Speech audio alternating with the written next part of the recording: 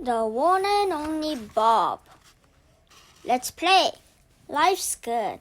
Get lost. I'm scared. I'm cool. I surrender.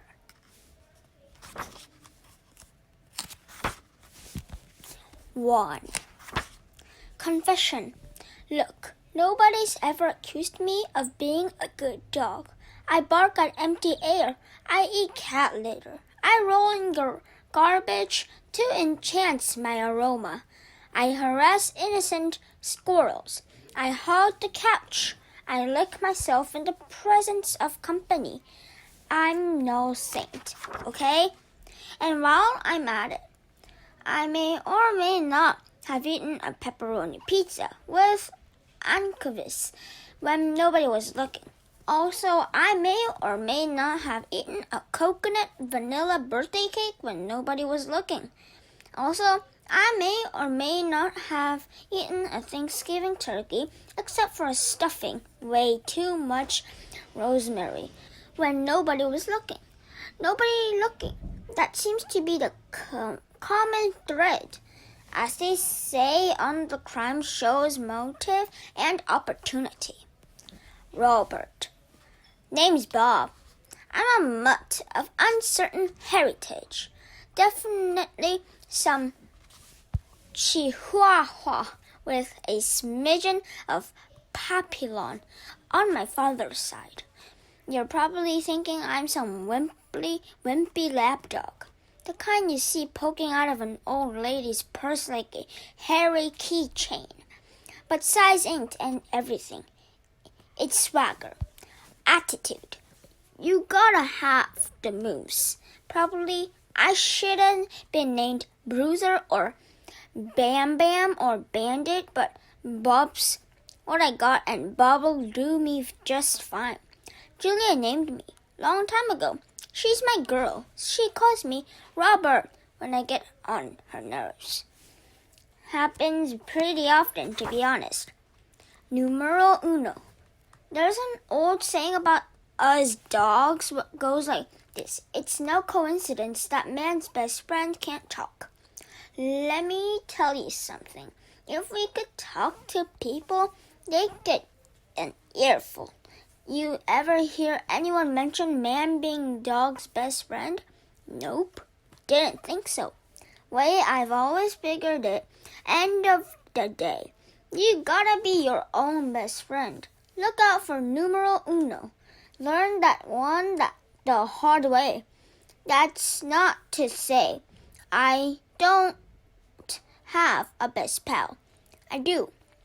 Gorilla named of Ivan. Big guy, and I go way, way back. Gorilla and dog. Yep, I know. You don't see that every day. Long story. I love that big old ape. Ditto our little elephant friend, Ruby. They're the best. How we met. The first time I met Ivan, I was a homeless puppy. Desperate, starving, all alone. It was the middle of the night, and I slipped into the mall where Ivan lived in a cage.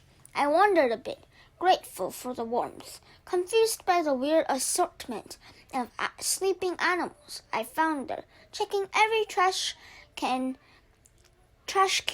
for everything edible. There was a small hole in the corner of Ivan's enclosure. He was fast asleep, cuddled up with a warm stuffed animal that looked like a wary gorilla. He was snoring, and man, that guy snored like a pro. In his open palm was a chunk of banana, and I still get shivers when I think about this. I ate it right out of his hand. Guy could have squeezed my fingers shut, and I would have popped like a puppy balloon. But he just kept on sleeping. And then more shivers. I am either a maniac or the bravest dog on the planet. Probably a little of both. I hopped up onto that big round furry tummy of his. That's right. I climbed Mount Ivan. Crazy, I know. I have no idea what I was thinking. Maybe I was so exhausted. I went a little bonkers. Maybe he just looked so warm and cozy that I figured it was worth taking a chance. I did my bed boogie. Dogs don't feel right till we do a quick dance before settling. Once I had things just so, I lay down in a little puppy lump and rode the waves on that tummy like a puny boat and on a great brown sea. When Ivan opened his eyes the next morning, he didn't seem surprised in the least to find the puppy snoozing on his belly. He refused to move until I woke up. I think he was as glad as I was to have found a new friend. The amazing history of man's best friend. Before long, me and Ivan were best buddies. We're an unlikely pair, sure. Ivan's calm and serene, a philosopher, an artist. I wish I could be more like that. No one's ever accused me of being level-headed, hot-headed, sure. And I can't talk pretty like Ivan can. I'm a street dog after all, and proud of it. Still, we clicked in a way I never had with humans. Man's best friend? No way. Gorilla's best friend? You bet. Seems to me the first time I ever heard that phrase, man's best friend, was while I was watching TV with Ivan. Back in the day, Ivan had this little television and we watched a lot of stuff together. Old movies, westerns, cartoons, you name it. Poor guy was stuck in a cage. Didn't have a lot else to do except throw meatballs at gaping humans. Anyways, me and Ivan, big fans of the two. Cat food commercials, pro bowling, Dancing with the Stars. What's not to like? Once we watched the special on the Nature Channel. It was called The Amazing History of Man's Best Friend. Show was all about famous dogs. There were rescue dogs, and therapy dogs, and war dogs, and fire dogs, and movie dogs, and this dogs and that dogs. And between you and me, most of them were just plain over extroverts. Then they got to this dog named Hatch. Something or other. Hatchet toe, maybe? Seems his owner died. For the record, I object the word owner, but we'll set that aside for now. And Hatch something or other sat around for over 9 years in the same spot at the same train station, day after day, waiting for him to return. Thing is, the narrator guy was blabbing on and on about this dog. Really over the top stuff. How royal, how loving. Break out the Kleenex. Blah, blah, blah. Wah, wah, wah. Man's best friend. They made a statue of this dog. I kid you not. A statue of the dog who sat around 9 years waiting for a dead guy? In my opinion, that dog was a ninny, a numbskull, a nincompoop. I'm yours. Let me tell you about being man's best friend. Being man's best friend can mean a lot of things. Companionship, belly rubs, tennis balls, but it can also mean a dark, endless highway and an open truck window. It can mean the smell of the wet wind as hands grab the box you're in with your brothers and sisters and you go sailing into the unkind night. And still crazy as it sounds, you're thinking, but I'm yours, I'm yours, I'm yours. No one. That's what being man's best friend can get you. A black highway, an empty box, and no one in the world but you. Early days. I don't remember much about my early puppy days. It was 3 years ago, but sometimes it feels like 300. Personally, I recall fighting with my sips for the Primo meal spot. Lots of squirming and squeaking, everything soft and milky smelling and movable, like we were one great big complicated animal. I never met my dad and my mom didn't say much about him, except that he was trouble. Mom had a beautiful fawn coat, chihuahua, some this, some that, nice messy bloodline, mud's rule. Mom crooned us to us, told us stories, laid down the laws. I wonder if she knew she didn't have much time to prepare us for the world. We were born in a dark place, probably under some porch stairs, I suspect, since I remember the sound of boots plodding up and down, the biting and ugly smell of human feet. They call my mom Rio, and they fed her most days, though sometimes she had to fend for herself. She never showed fear toward them, or respect. Indifference, I guess you'd say, unless they tried to handle one of us, she growled, then hoping to make it clear that we were hers and hers alone. I myself got picked up a couple times. The hands reached in, grabbed. They were rough and smelled of strange scents, bitter and meaty. My mom's growl made me fearless, and I wriggled and yipped. The hands shoved me back to the warm place, where I could sleep and drink and dream in safety. Still understood in my simple puppy way that the dogs belonged to humans, and that was how it would always be. Boss. My mom wasn't much for names. She'd had a lot of litters. I guess she'd run out of ideas. My brother first was Natch, the firstborn. Runt. My youngest bro was the last. Dot had a little spot on his back, and Yip was always complaining. I was rowdy. Goes without saying, and that left my oldest sister. We all called her Boss. Boss was small but mean. With a distinctive, sharp sounding bark, she could outmaneuver any of us to the best spot for dining. I admired her grit. Even if she did get on my nerves when we got a bit older, less blind, more cocky, I fought her off occasionally. But mostly, Boss won. She was fearless, that pup. Alone. The truck happened without warning one night. They threw us in a box, left my mom behind. I can still hear her frantic howls. I landed in a muddy ditch. It was a cloudy night, nearly freezing. Even the moon had abandoned me. And the smells. Everything so wild and unknown. Animals with big jaws and bigger appetites.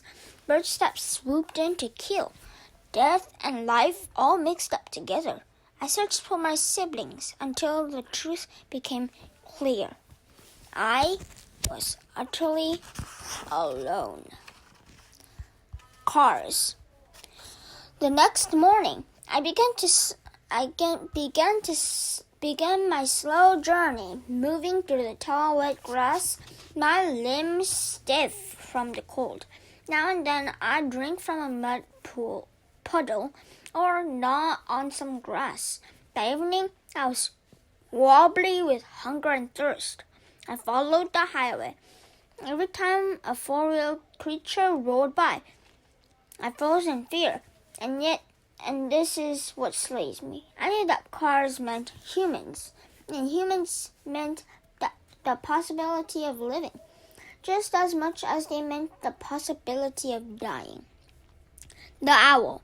Darkness had fallen when it came out of nowhere. The owl. A shadow in a shadow. They don't make a sound, Not a sound. It's quite impressive when you think about it. Look, just as her talons, those marvelous weapons, raked my fur, I got my right front foot in a small hole and stumbled. If she'd gotten hold of my body, I wouldn't be there. But all she managed was grab my tail.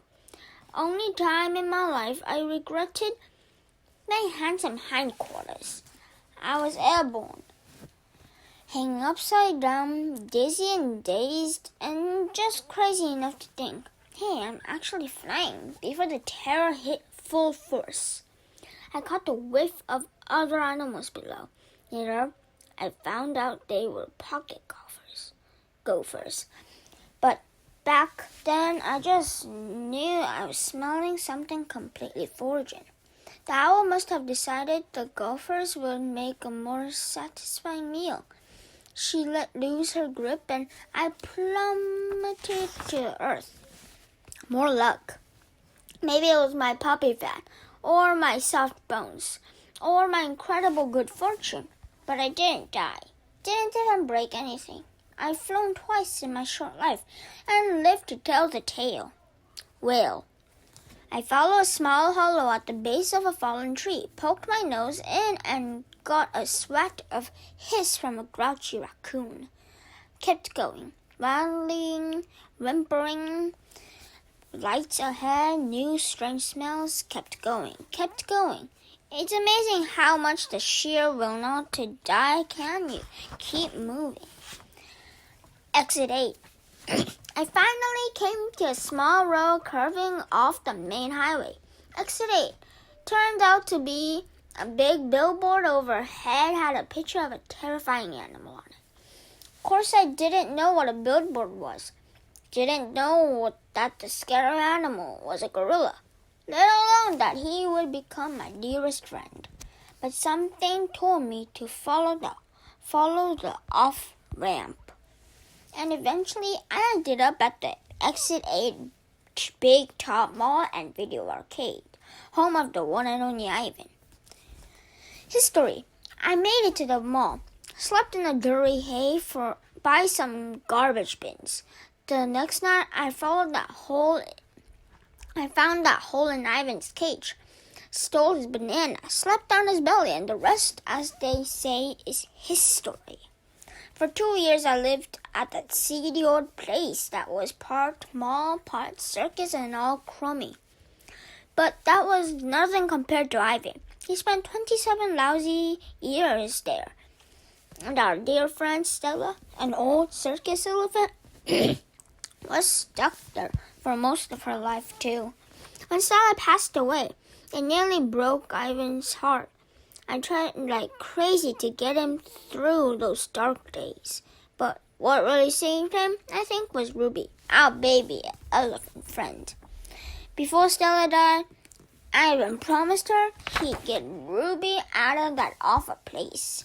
And to my amazement, he actually pulled it off.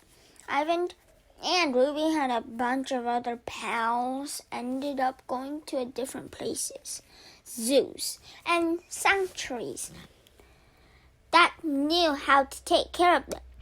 There was others of their own kind, and they're loved and well cared for. It's been over a year now since we all moved, and that seems so much happier.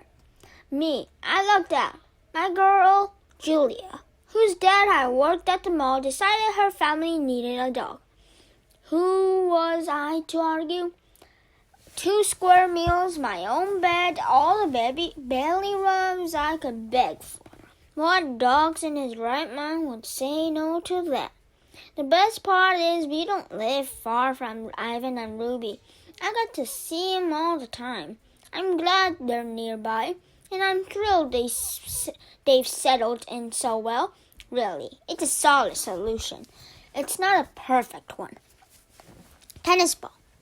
The way I understand things, it's like this. We live on a lonely ball called Earth, and humans have basically been throwing it against the wall for so long that the poor old ball is falling apart. It's like me with a tennis ball chewing away until it's nothing but pieces of slimy rubber that tastes like, slimy rubber. And that means there aren't as many places for wild animals. Seems there are good zoos and bad zoos, and good sanctuaries and bad sanctuaries. Just like there are good dog families and bad dog families. The good places are trying to keep the wild species healthy and safe. They don't want endangered animals to go away forever. They also don't want the earth to turn into a slimy, dilapidated tennis ball. Although, honestly, slimy rubber doesn't taste half bad. You should try it sometime. The thing is, I'll give anything to see my dear old pal Ivan deep in the jungle of Africa, where he was born, or to see Ruby running across the savannah with her herd of elephants, her big old ears flapping in the wind. I'd give up a mile-high pile of bacon cheeseburgers to see that happen. I really would. But it ain't happening, I get that. And so do they. When you're an animal, it helps you to be a realist. 2. Dream. This morning, I wake up in my cozy bed, way too early for Julia to make me breakfast. She and her mom and dad are still sleeping, and even the guinea pigs are silent. My belly grumbles, and once again, I curse my thumblessness. Humans are one big design flaw, the inferior noses and indestructible humdrum rumps. And don't get me started on the odor. But the opposable dumb idea, yeah, that was a nice upgrade. The cans I could open, the doorknobs I could concure. Anyways, I feel worried. Worry's a waste of time, and it doesn't fit with my tough guy act. But sometimes I can't seem to help myself. Before I woke up, I've been dreaming about Ivan and Ruby and Stella. It wasn't a nice dream, a fun-and-run toe twitcher. Nope. This one was a nightmare, a bad one. We were swimming, all 4 of us, in a black, raging river. For some reasons, I was in the lead, and I kept looking back, telling them I was going to save them. Me, save them. 2 elephants and a gorilla. As I paddled like a mad, their voices faded. I looked behind me, and they vanished. And then I heard it, a faint bark. That bark. I woke up then, like I always do. I did all over shake, trying to toss off the stench of nightmare that clung to me like a shampoo after a bath. I told myself to chill, get a grip, stop worrying about nothing. And yet, some primitive part of my brain, the wolf in, maybe, is on edge. A lot can go wrong in the moment, left to chance, and the blink of an eye, the bounce of a bone. There are so many ways the world can find to fail you. The smell of a storm. By the time everyone else wakes up, I've calmed down, but the wind outside sure hasn't. It's an early fall Saturday, gusty with scraps of sun. Clouds bouncing off each other like bunnies in a basket. Messages on the wind pouring in from everywhere. From dogs making their daily rounds, from feral cats, from anxious raccoons. Basically, everybody is asking the same thing. What is the deal with the weather today? I already know. Weather Channel was on last night. It was a full screen of big white cotton candy-looking swirls. Julia's dad, George, has already taped up several windows. Sarah, her mom, packed up packed an emergency bag just in case we have to evacuate. Another hurricane is on its way. Third this season. Not as big as the last couple, but slow moving. I've seen the routine, know the ropes.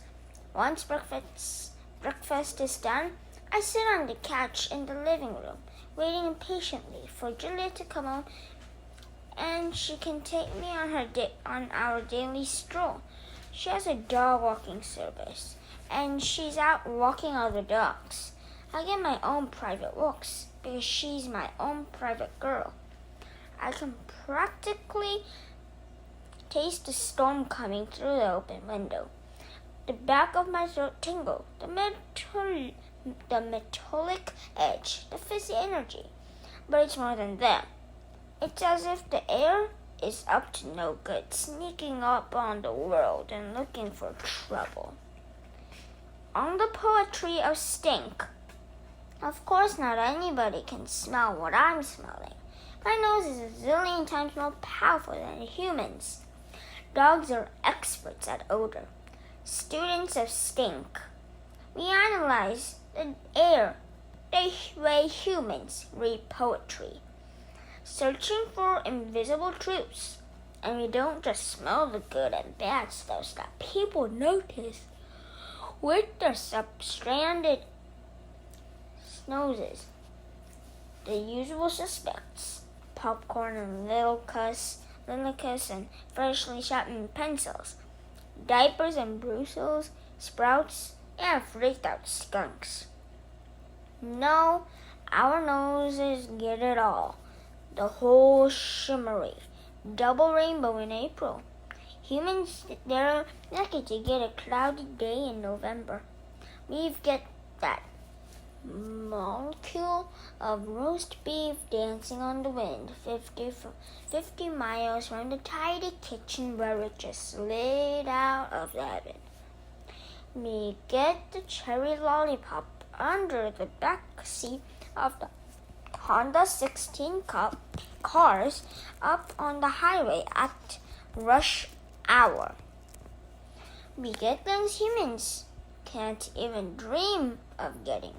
We're the ones who find the miracle earthquake baby cuddled in her crib under tons of rubble. We're the ones who find lost hikers in the wilderness. After a quick whiffy of sweetie sock, we can even tell when someone's sick. We can smell seizures and cancer and migraine headaches.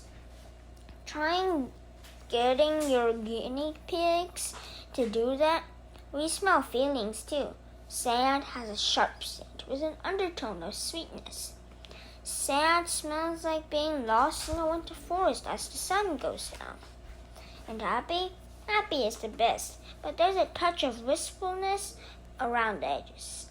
Happy smells like bacon ice cream served up in an expensive leather shoe. You're going to love every minute of it, but you know it won't last forever.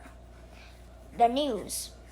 Sometimes, when Julia and I go for walks, I break out a corner. Corners are the best for fresh news. And she'll tug and say, "Come on, Bob, there's nothing there." But there is. Here's the thing about poop and pee. I get that humans are not into them. I see the bathroom doors shut tight, the embarrassed downcast gazes. You guys are totally missing out. There's a whole lot of info hiding in your average pee mail. When dogs want to share the latest gossip, we just wait until nature calls. You'd be amazed. You'd be amazed what we can learn during a quick bathroom break. People read the news, check the TV, browse the web. I linger over a fire hydrant and inhale the whole wide world. My ears, by the way, are almost as remarkable as my nose. I pick up on all kinds of things humans can't hear. what we do with our nose and our ears is kind of like taking a big old knot and loosening it up, separating out the strands, unbraiding things. People smell a reeking pile of trash in a dumpster. We smell a dollop of cream cheese, a hint of peanut butter, a smattering of Fruit Loops. People hear the roar of a crowd in a stadium. We hear a strain of whiny 4-year-old, a whisper or a worried superfan, a note of grumpy hot dog vendor. Man's dogs are cool. Snickers. While I watch from my perch on the back of the couch, Julia passes by on the sidewalk. George asked her to keep her dog-walking route close to home in case the weather changes. She's wearing a shiny purple raincoat and leading 3 dogs. A goofy mutt named Winston, a timid dash Hun named Oscar Mayer, and her, Snickers, an old nemesis of mine. Snickers is a fluffy white poodle with the illusions of grandeur, a big snooty pain in the puff bowl. Oh, that pooch drives me crazy. Our mutual dislikes goes back to my early days as a stray. Snickers was a fancy, pampered, sleep on a pink satin pillow kind of gal. Her owner, Mac, ran the mall where I lived with Raven and Ruby. That's where I first encountered Snickers. She teased me mercilessly, and beneath the fuzzy facade, I always suspected there was a little, spark there. Anyways, after the mall closed down, Snickers being Snickers landed on her feet. Mac married an older widow lady with more money than senses, and she doted on that ridiculous poodle. Mac's too lazy to walk Snickers himself, so he hired Julia to do it. Looking good, Snick baby, I called through the open window, and she gives me a curled lip, squinty-eyed face, which, come to think of it, is pretty how much she always looks. As usual, Snickers dressed to the max. She's wearing a pink poncho, a sparkly rain hat, and teensy pink boots. Those boots are made for mocking, I add for good measure. It feels good giving her some grief, but before I can release the moment, another annoying acquaintance of mine appears. Nutwit, the gray squirrel who lives in the live oak in our front lawn, jumps to a tower branch looking at me with barely concealed pity. I hate pity, especially the barely concealed kind. I don't know why you taunt her, he says. You're hardly in a position to talk, Bob. You are Snickers. Come over here to the window and say that. So you can. What drove me to death? Are you aware that my best friend is a gorilla? I ask. You would make fantastic ape show, dude. Notway reaches out for a dangling acorn and yanks it free. I thought gorillas were vegetarians. Ivan eats termites, I say. He might make an exception for you. Face it, Bob, you're soft. You're one step away from your own pink rain boots.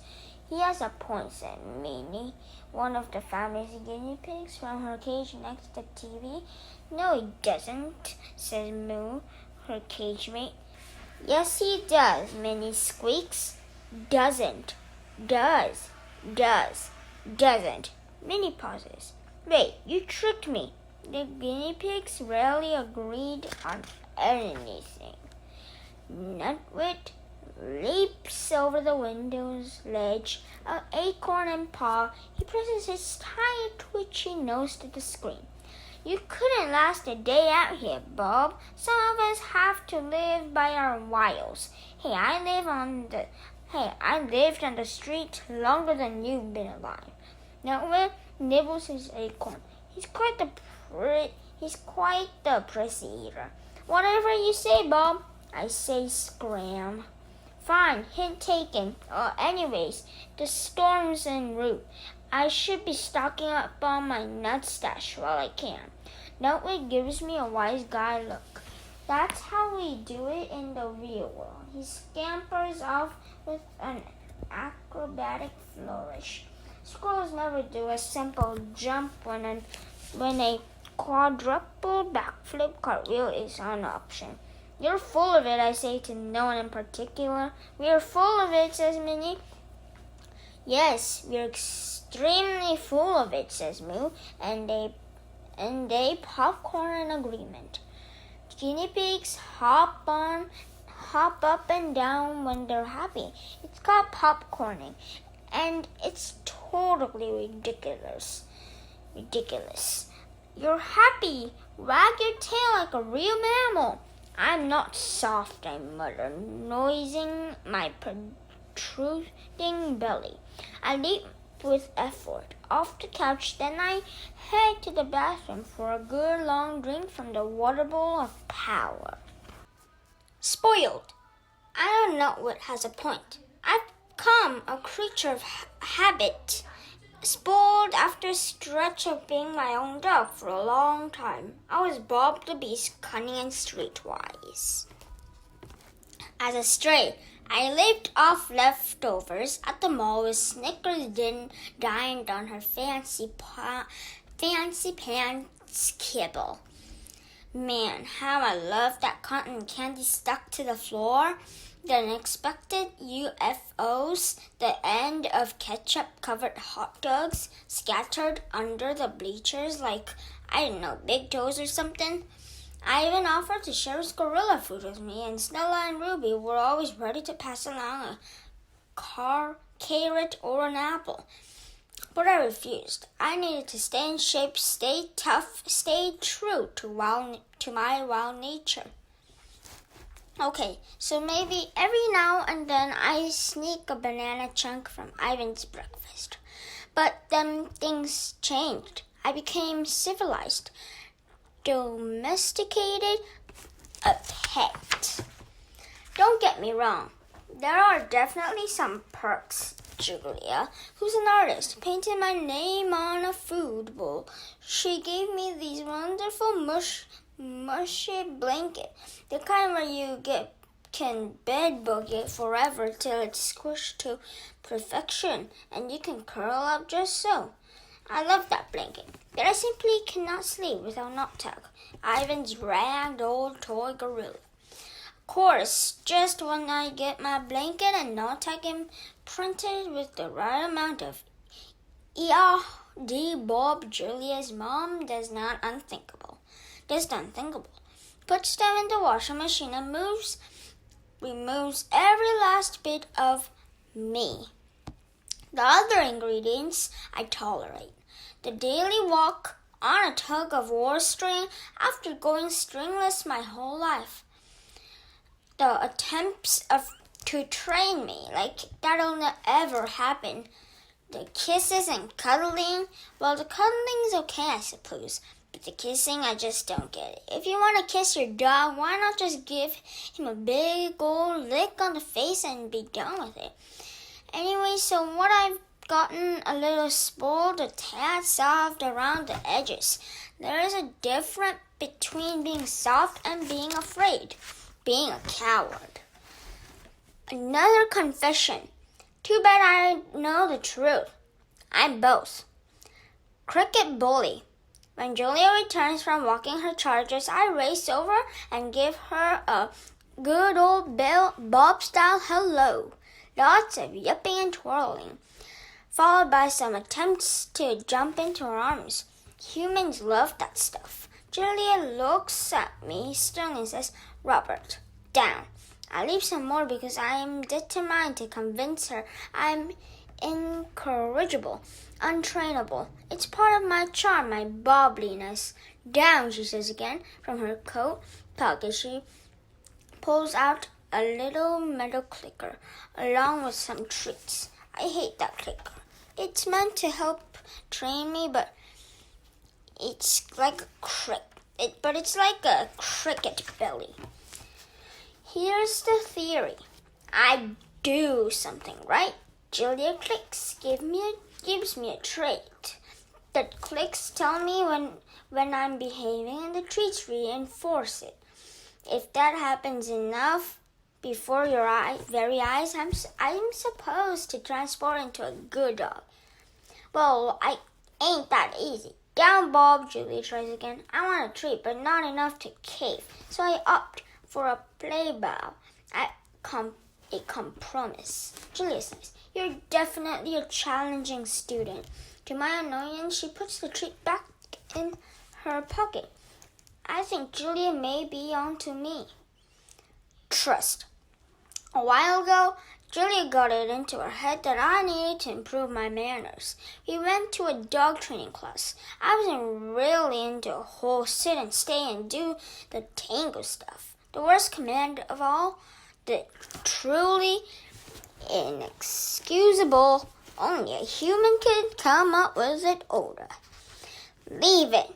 Leave it means walk on by, Bob. Sure, there's a piece of bacon just in from your drooling pie hole. Do me a favor and just pretend it's not there, okay? Not okay. Where I come from, you never pass up a free meal. UFO drops to the carpet. It's mine, and I'll be throwing it down before you can say, Where the heck is my meatball? Within minutes, I was accused of being an undermotivated student, which is totally unfair.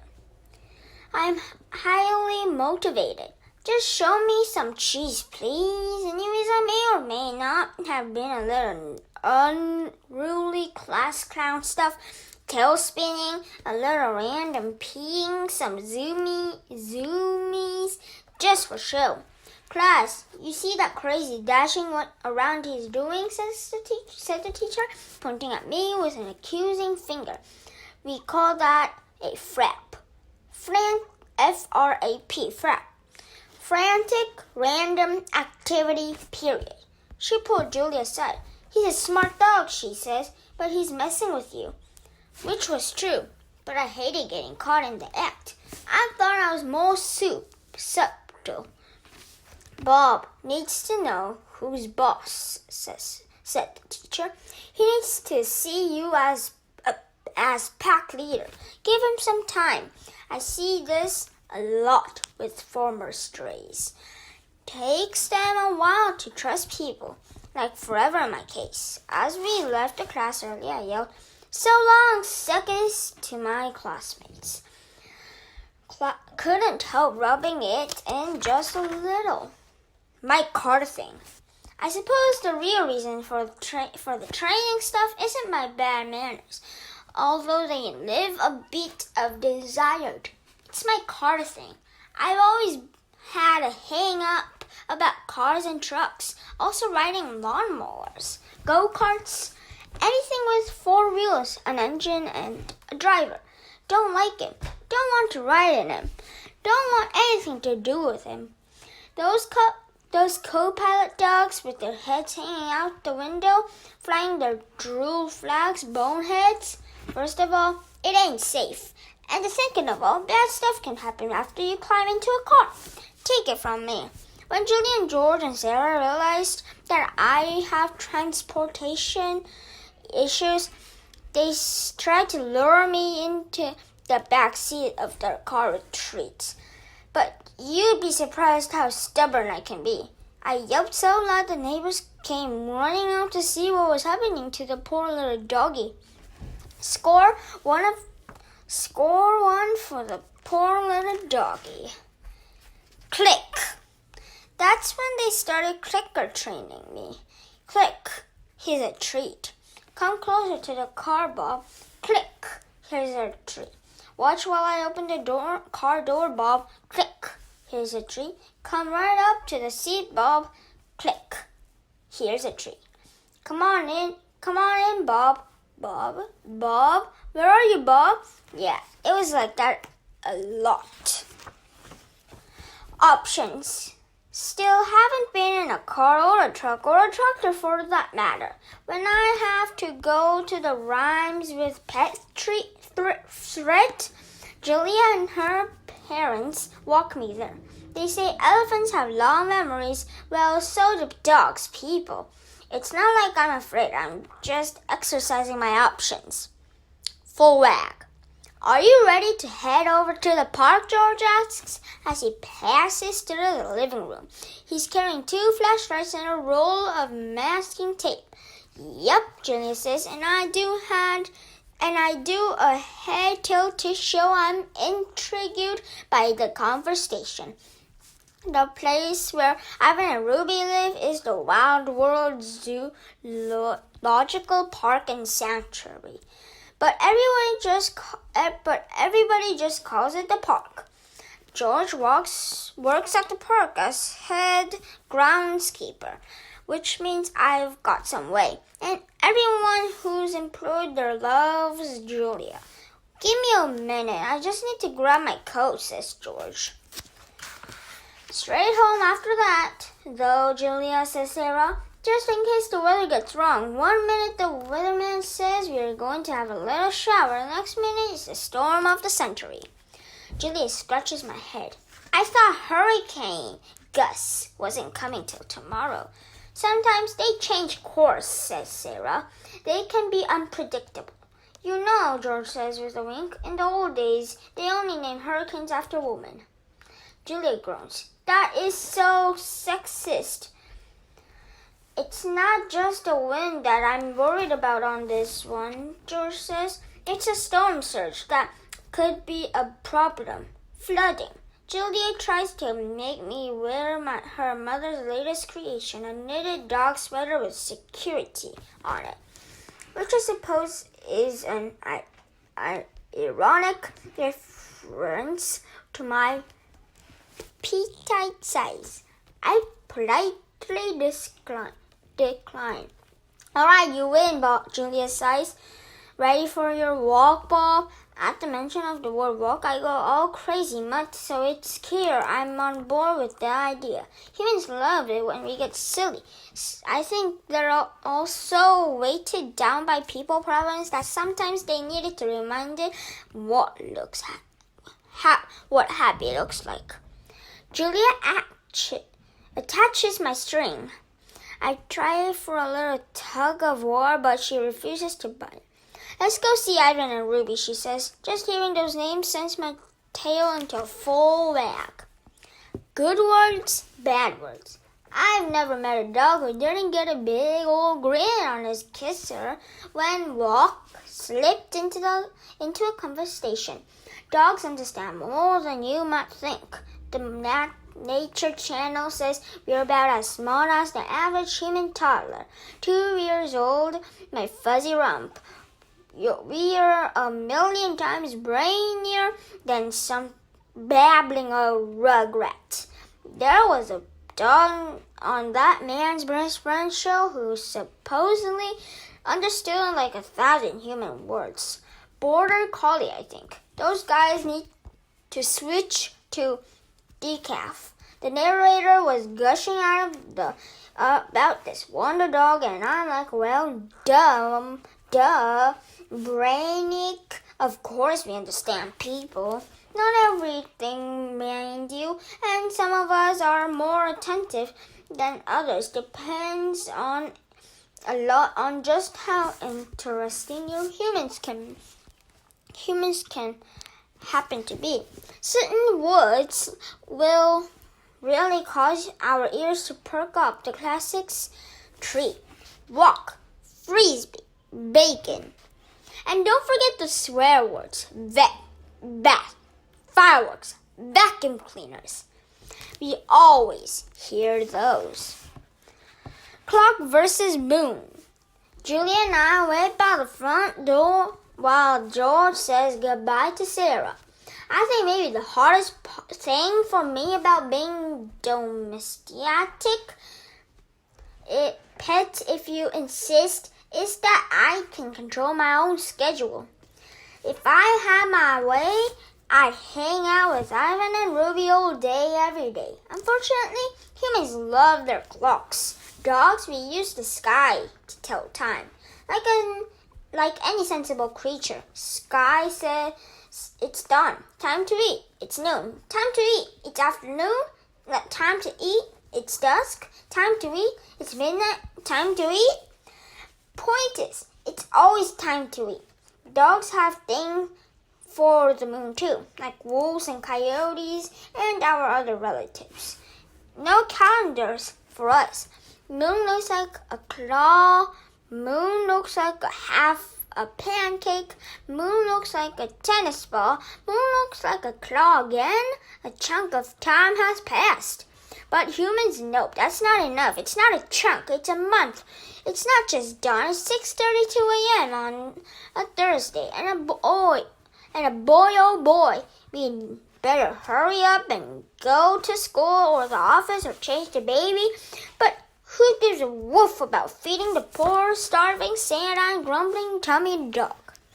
After a spell, I got used to the comings and goings of Julia and her mom and dad, but it keeps changing. Julia leaves early for school and is gone most of the day. She returns home excited and energized, good sense almost, but every now and then she comes back smelling a little like me after a visit to the doctor, a battle weary and ready to crawl under those covers. Sarah, who was pretty sick for a while, is feeling fine again, thank goodness, but she went back to work and she's away all day too. And George, who has a job at Ivan's place, works 5, sometimes 6 days a week. That means it's just me and the guinea pigs a lot of the time. I have a doggy door and an outside room, but it's not the same as touring the neighborhood with your person. Peeing without a potential audience is like talking to yourself. Sometimes I'm the teeniest bit jealous of Ivan and Ruby. They sometimes have someone around. This is crazy. I know I'm free and they're not, but there it is. Told you I'm not a saint. The shelter. I know our route to Ivan and Ruby by heart, and I can't help tugging a bit, even though I'm not supposed to. It's been a couple since I've seen my pals, and I need my friend fix like I need air and water and belly rubs. We don't live far. Down to the end of the street, around the corner. Good news stores there, then some more blocks. When Julia, well, okay. I suppose it looks like she's mocking me, but I beg to differ. There's a place we pass that always makes me jumpy and bummed. It's the animal shelter, and I know it's a good place, a space where pets who don't have a safe home of their owner. When I was abandoned on the highway, just a few weeks old, a nice cage with a soft towel in it and a bowl of fresh water, but I would have given just about anything for that. Still, when I walk by and hear all those desperate barks and meows and squeaks, it gets to me. Sometimes having great hearing is a pain.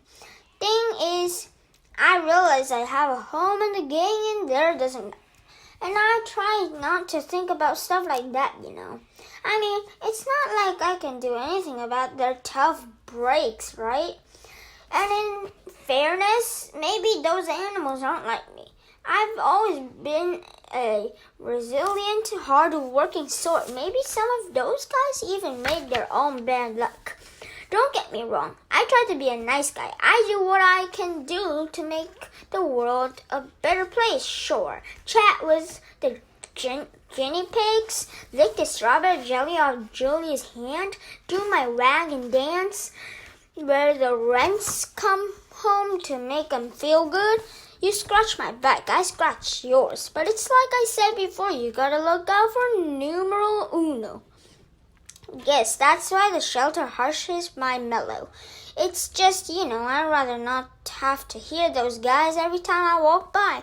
Makes me sad. Reminds me of the bad old days. Julius. I knew this guy back when I hung out at the mall with Ivan and Ruby. Nice dog named Julius. Basic mutt. Maybe some lab and golden in there somewhere. He'd done some hard time at a couple shelters. One of those dogs knew had seen more than his share of the bad stuff the world can throw you away. One ear bitten off, scars, a limp. Julius lived in his backyard. Winter, spring, summer, fall, chained up mostly. Flies on his food, empty water bowl way too often. Still, he always had a nice word to say when I pass him on my daily rounds, checking out the neighborhood trash cans. Once I saw his owner again that was a step onto the back porch. Julius was barking, but he had a good reason. A stranger had just passed by. Barking is what we're supposed to do in that circumstance, right? Maybe he's the UPS guys. Maybe he's a serial killer. I mean, come on. I'm not the FBI. So anyways, owner came out, big-eyed and looking, gave Julius a hard kick with his boot, yelled, "Shut up, you fool!" Disappeared. Julius looked at me, kinda embarrassed. We kept talking. A few minutes later, the owner came out again, put some towels on a line. Julius headed over tail, between his legs, cowering, saying, "I'm sorry, I love you, I am yours, with his whole dog being. Guy completely ignored him, headed back inside. "He's having a tough time," said Julius when the guy was gone. "He's a jerk," I say, because subtly is not my strong point. "No, he loves me. He does. He has a funny way of showing it." "Human," said Julius, licking a sore on his leg. "You know how they can be. Do I ever? But we gotta stay true. Love him, forgive him." I thought about that. Thought about it a lot. "Why though?" I finally asked. "Why do you have to forgive them?" Julius looked shocked and confused, as if I just asked why cheese tastes good. "It just does." "That's the way it is," he says. "That's what we do, Bob." I started to reply, but I managed to hold my tongue, which is not easy for me. It's a very long tongue with a mind of its own. There was no point in making Julius feel worse than he already did. Later that morning, I found half a turkey sandwich, gave the whole thing to him. Well, okay, I had a taste fine, but still. Forgiveness. Seems like forgiving human is one of those doggy things we are all supposed to do. Like having zoomies or doing bed boogies. It's written into our canine souls. Well, somehow I didn't get the memo. The one that apparently went out to every other dog on the planet about forgiveness. Why should I forgive the humans who tossed me and my siblings out into the night? When you forgive, you lose your anger. And when you lose your anger, you get weak. And when you're weak, you can get hurt all over again. The art of human watching. By the time we reached the park, the sky is definitely in a bad mood. Gray clouds galloping like panicked horses, and nervous scent of rain on the way, the kind of that makes you antsy in your own skin. When we get near the employee entrance, I hop into Julius' backpack as I like always. We enter through the special gate where George shows his ID, checks in, and says hi to the staff. Pet dogs aren't allowed at the park. Natch. Foxes, wolves, jackals, my dog cousins, they are. But in my opinion, even though they're technically part of my extended family, they're nothing like dogs. Only dogs have perfected the art of human watching. The smartest thing we ever did was figure out how important the human gaze is. So often when we follow our owner's eyes, we are rewarded with something amazing. A smelly sock. A glazed donut that's fallen on a smelly sock. We follow every blink, every sidelong glance. We see it, whatever it is, before humans do. We understand before they do. And if there are glazed donuts involved, we eat it before they do. Puppy eyes. It's mid-morning, still pretty early. There aren't many visitors around yet. We've got a meeting in 20.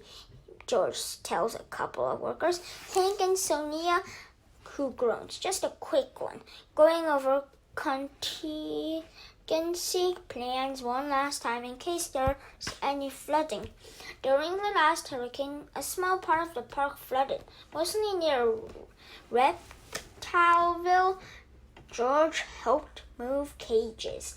He came home smelling like cotton mounts and copperheads. It was all I could do not to barf.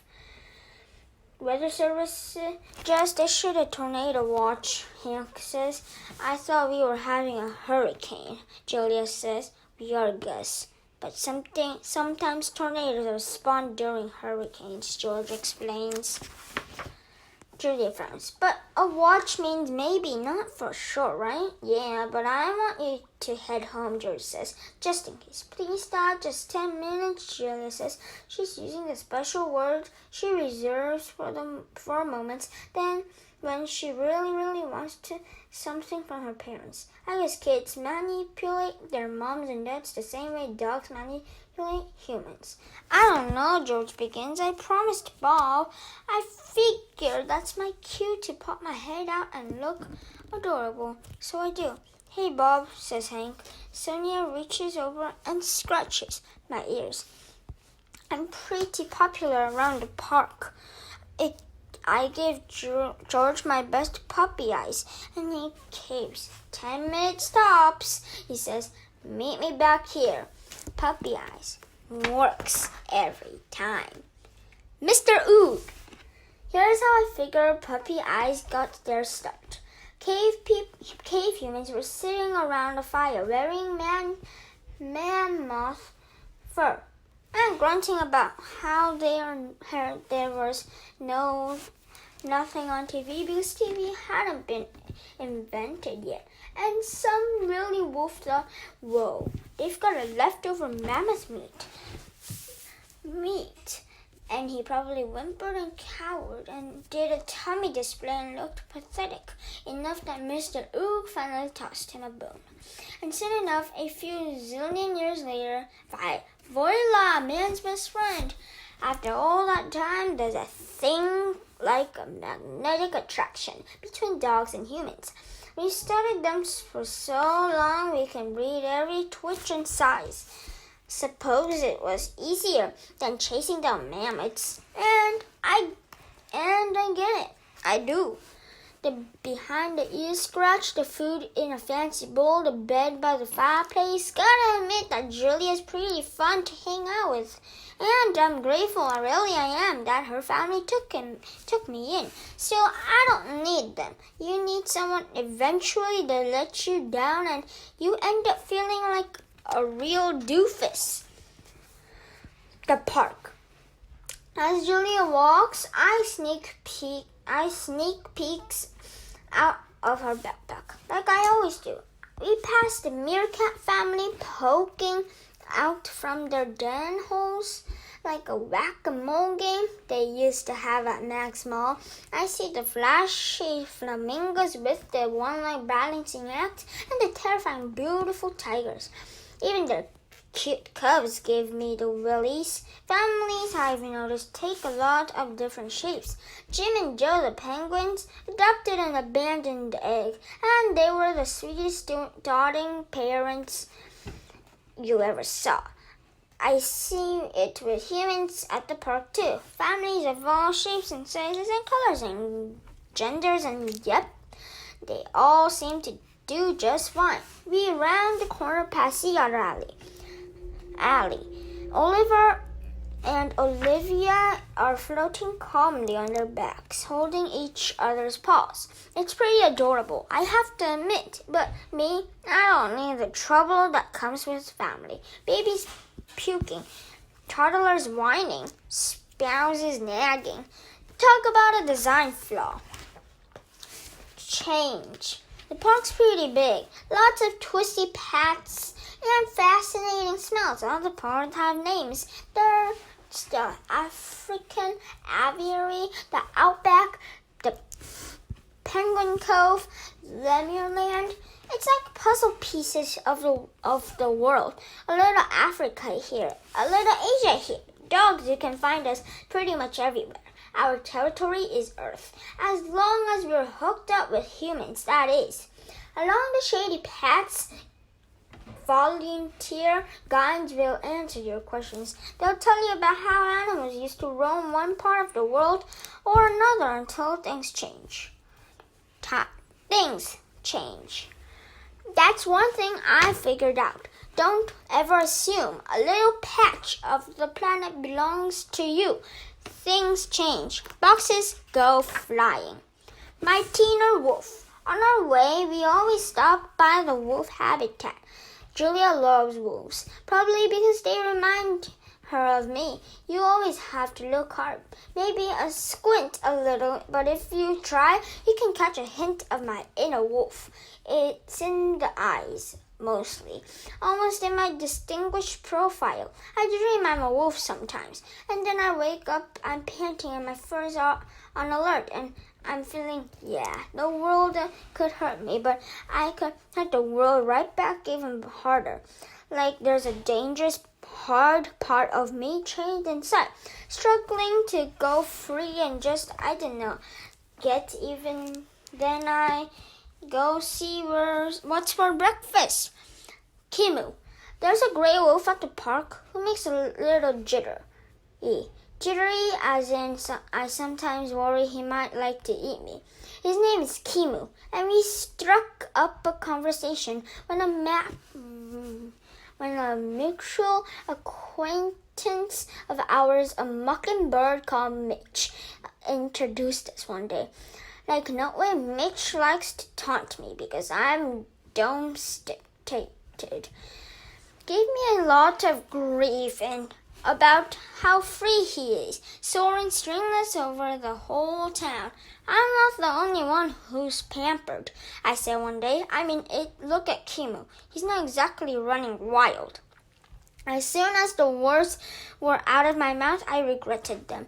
And then I looked at Kimu's. I could kill you with one quick bite expression. I really regretted them. In any case, I said, moving the subject along, I've lived wild. It ain't a picnic for a dog.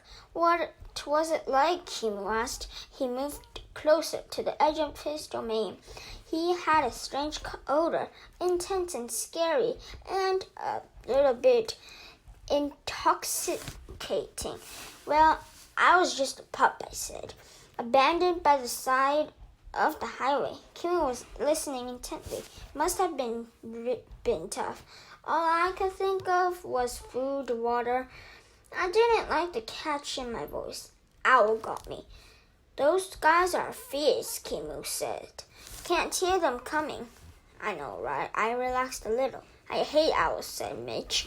Hate them with a passion. They eat birds, So do wolves, said Kimu, giving Mitch a meaningful look. So you were wild once? I asked Kimu. Never. Born and raised in captivity. Suzu over there, she was. She's told us stories that would curl your fur. Honestly, it's nice to have a roof over my head. It's tough out there, man. Really tough. I suppose, said Kimu. I looked at him and for the first time wondered if I really did have any wolf in me. He was a majestic animal with teeth that could shred a tree trunk. I am also majestic, but more portable, with teeth that could mangle a pencil with enough time and effort. Hey, Bob, Mitch says. Do dogs howl the way wolves do? Of course we do. So let's hear something. A duet maybe? He fluttered his wings, revealing startling patches of white. Do you know talk to the animals? They play that on the carousel. Go away, Mitch, says Kimu, with just the right amount of menace in his voice. Come on, just a little howling. Pretend there's a moon. Pretend you're free. Pretend, Kimu growled. And so did I. He was pretty impressive. Guttural, deep. It spoke of death and dismemberment and all kinds of unpleasant bird nightmares. I growled too. I spoke of me being mildly peeved. Still, Mitch got the message. He disappeared. A blur of wings. Actually, I've never howled at a moon, I admitted. Me neither, said Kimu. I feel kind of silly doing it here. Enrichment. We're almost to my favorite spot in the park. The great things for me is that one corner of Gorilla World juts up against Elephant. Odie say the area where Ruby lives. A low stone wall separates the two spaces and there's a moat on the elephant side. The sections connect like two slices of pie. And my secret spot is right at the center where I can hang out with my crew. Ivan and Ruby both have access to indoor habitats, which is great when the weather isn't cooperating. The indoor space for Gorilla and Bad. I call it Bad Gorilla Villa. It has tons of ropes and hammocks and branches to climb. Humans watch through a thick wall of glass while the young gorillas run around like kids at recess. But whenever Julia and I visit, we can almost always find Ivan and Ruby outside. We trudge up a little rise, though it isn't much of a hill. We live in a pretty flat part of the world. From there, I can see just about everything. The park, the parking lot, the creek. Far beyond that, every now and then, I can even catch a glimpse of the ocean. My secret place is a little hard to get to. Right near the keeper's shed. It's nicely hidden by trees and bushes. Under a big magnolia tree, there's a bench shaped like a gorilla holding out his arm. Julia likes to sit there and draw. Sometimes she does her homework, which smells like frustration, with a hint of eraser. Whenever I visit, Julia props me up on the stone wall that separates Ruby's world from Ivan's. Visitors can't see me, and the keepers pretend not to see me. If they caught any other dogs there, he'd be out in a heartbeat.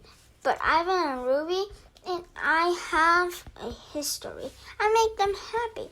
I'm what you might call entrainment. At the park, they try to keep dinos engaged with surprises and challenges and changes to their environment. That's what enrichment is all about. The gorillas get watermelons to demolish and boxes to hide in and makers for drawing.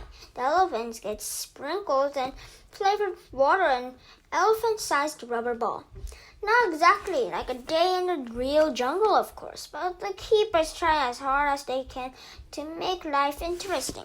For Ivan and Ruby, I'm the ultimate enrichment. I'm their best pal. Walls and bad guys. Julia takes me out of her backpack and I settle onto the wild stone wall. It's my fave place on the planet because it means I can see Ivan and Ruby. But I also kind of hate it. Walls will do that to you. Ivan, being Ivan, is a mellow kind of guy. Takes the good with the bad. Only gets angry when he really needs to. When I complain about the walls at the park, he says, walls keep the animals in, but they also keep the bad guys out. Of course, gorillas don't have a whole lot of bad guys to deal with. Elephants either. So humans step in to fill a void. Dogs, sometimes it feels we have enemies galore. Everyone wants a piece of us. Humans treat us badly. Cars really have it on us. Have it in for us. We even get eaten by coyotes, which is kind of like having your cousin invite you over for dinner and inform you you're the main course. Also, I probably just be the appetizer. Anyways, after those 27 years stuck in that mall, Ivan is one of those glass half full kind of guy. When it comes to the walls surrounding him, glad to be without others to his own kind, cared for by smart and loving humans, I'm more of a water bowl of power half empty kind of guy. Every time I leave Ivan and Ruby, I am painfully aware that I can leave Ivan's address in Gorilla's world, Ruby's elephants of the sea. And to me, I guess my address is the same as Julia and George and Sarah's, 1249 Hinman Avenue. I mean, of course it is. I've been living there a whole year now. It is. And sometimes I still wake up at night and think, gotta find shelter, gotta find safety, gotta find somewhere to belong. Guess I don't want to get too comfortable. Gift. Once I'm in my spot, I don't have to do a thing because Ivan and Ruby always know when I'm there. Gorillas and elephants have great snozzes too. Also, I pride myself on staying extra fragrant. It's a gift. Ivan gets to me first. Bob, he walks up the hill. Knuckle runs. Actually, and he looks as glad to see me as I am to see him. It seems like I've known Ivan forever, and yet every single time I see him, I feel kind of awed. He's so powerful, so huge, like his magnificent silver mountain that just happens to be my best buddy. Hi, Ivan, Julia calls, waving. He cocks his head up and makes a soft belch, which is gorilla for I'm happy. Maya calls out to Julia from the door to the gorillas in their space. Maya's a zoologist, which is a hoity-toity way of saying she has a thing for animals. It was Maya and a lot of other good folks who helped get Ivan and the rest of the mall animals moved to better places. Julia unhooks my string and gives me a stern look. No funny businesses, you, she says, and then she kisses me on the head and stay out of sight. Ivan sidles up as close to the stone wall as he can get. I was worried you wouldn't come today, he says. Weather and all. Another hurricane, I say. It's freaking everybody out. Above me, magnolia branches swayed. Leaves rustled and shivered. Even the trees seemed uneasy. What's new, Ivan asks. He lies back on the grass and wriggles contentedly. Scratching an inch, no doubt. Not much. Had a weird dream last night, I pause. You were in it, and me and Ruby, and Stella too. Ivan gazed at the darkening sky. Stella, he says, now there was a great friend, classiest elephant you'll ever hope to meet. The best, I agree. I miss the old gal. We fall silent. All good with you, I ask after a moment. No point in dwelling on sad stuff or bad dreams. Kenyani's getting on my nerves a bit. Ivan do this, Ivan do that, but she means well. Kenyani is Ivan's lady friend, girlfriend. I've never been sure what they call it in gorilla. Kenyani doesn't approve of me. She thinks I'm a bad influence to Ivan. I think she's right. Ivan is 400 pounds for power, but Kenyani is 400 times scarier. Trust me, I've seen her in a bad mood. I've also seen her teeth make mine look like toothpicks. Ivan and Kenyani don't have kids, but there are a bunch of baby and javelin gorillas hanging around. They call him Uncle Ivan, and he puts up with his antics. Ivan's always been a good sport. If I had a gorilla toddler hanging off me, I'd be tempted to use my toothpick teeth. Marriage. Ivan and Kenyani are a lot like George and Sarah, as far as I can tell. They grumble, they cuddle, they help each other, they tease each other. Sometimes it looks pretty nice. Still and all, when I smell love, I'm always smell worry. Seems like they're tangled together so tightly they'll never unravel. There's a reason I avoid all that mushy stuff. One big difference I have noticed between the two couples, Ivan and Kenyani enjoys eating bugs off each other. George and Sarah not so much. Tiny but tough. Ivan always seems like nothing scares him. Not even Kenyani, who scares the heck out of me. On the outside, I suppose that's how I look too, tiny but tough. But inside, well, sometimes no matter how hard I try, I can't find the right guy to save me.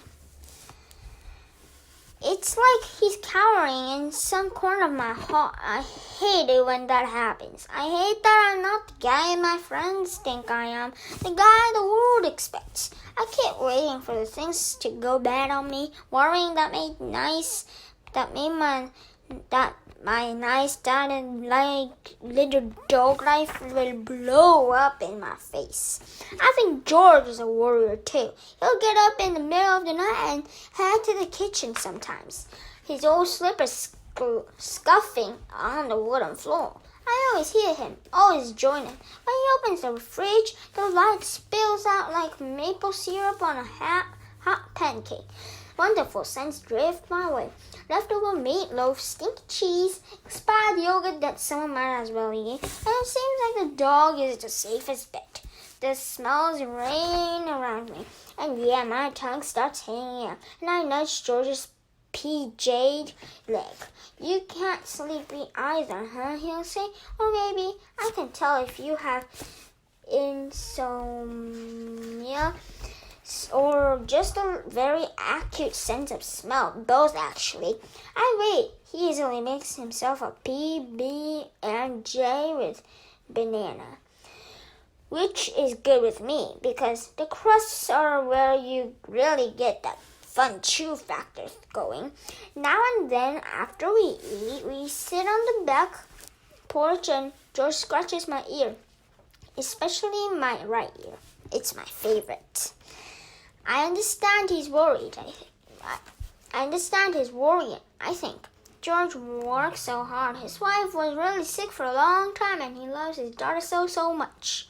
Sometimes when Julia climbs on the school bus, I watch George watching her. All that caring and concern is painful to smell, especially the briny scent of stray tear he'll flick aside with the back of his hand like sea spray. More than once, George and I have dozed off together. That's the best kind of snooze. If you ask me, good, warm, safe in someone's arms, sleep. Not talking. Often when I'm with Ivan, we don't even bother talking. We just look out at his domain. at the green grass and the crazy babies and the swaggering javelins and the hard-working females. And we think of nothing and everything. When you're been through the worst with someone, you appreciate the best. That's why sometimes when he says, "Hey Bob," it's enough for me to say, "Hey Ivan." And then we just listen to the palm trees rustle and watch the seesaw grass sway. Brave. Once, when we were still at the mall, I told Ivan how brave I thought he was. The way he put up with everything that had happened to him and never stopped being a good guy. Ivan just looked at me, cocked that big old head of his, nodded a bit. "That's not brave, Bob," he finally said. "That's just knowing what I can't change. I call it brave, I say. I call it crazy brave." I even held a browning banana up to the light like it was the most beautiful thing he'd ever seen in his long gorilla life. I wonder whether he was going to eat it or draw it. You never knew with Ivan.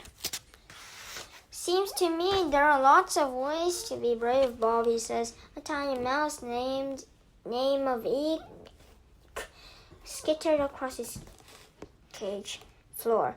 "Hey, Eek," says Ivan. "Just checking for crumbs," she said nervously. Yeah, she always sounded nervous.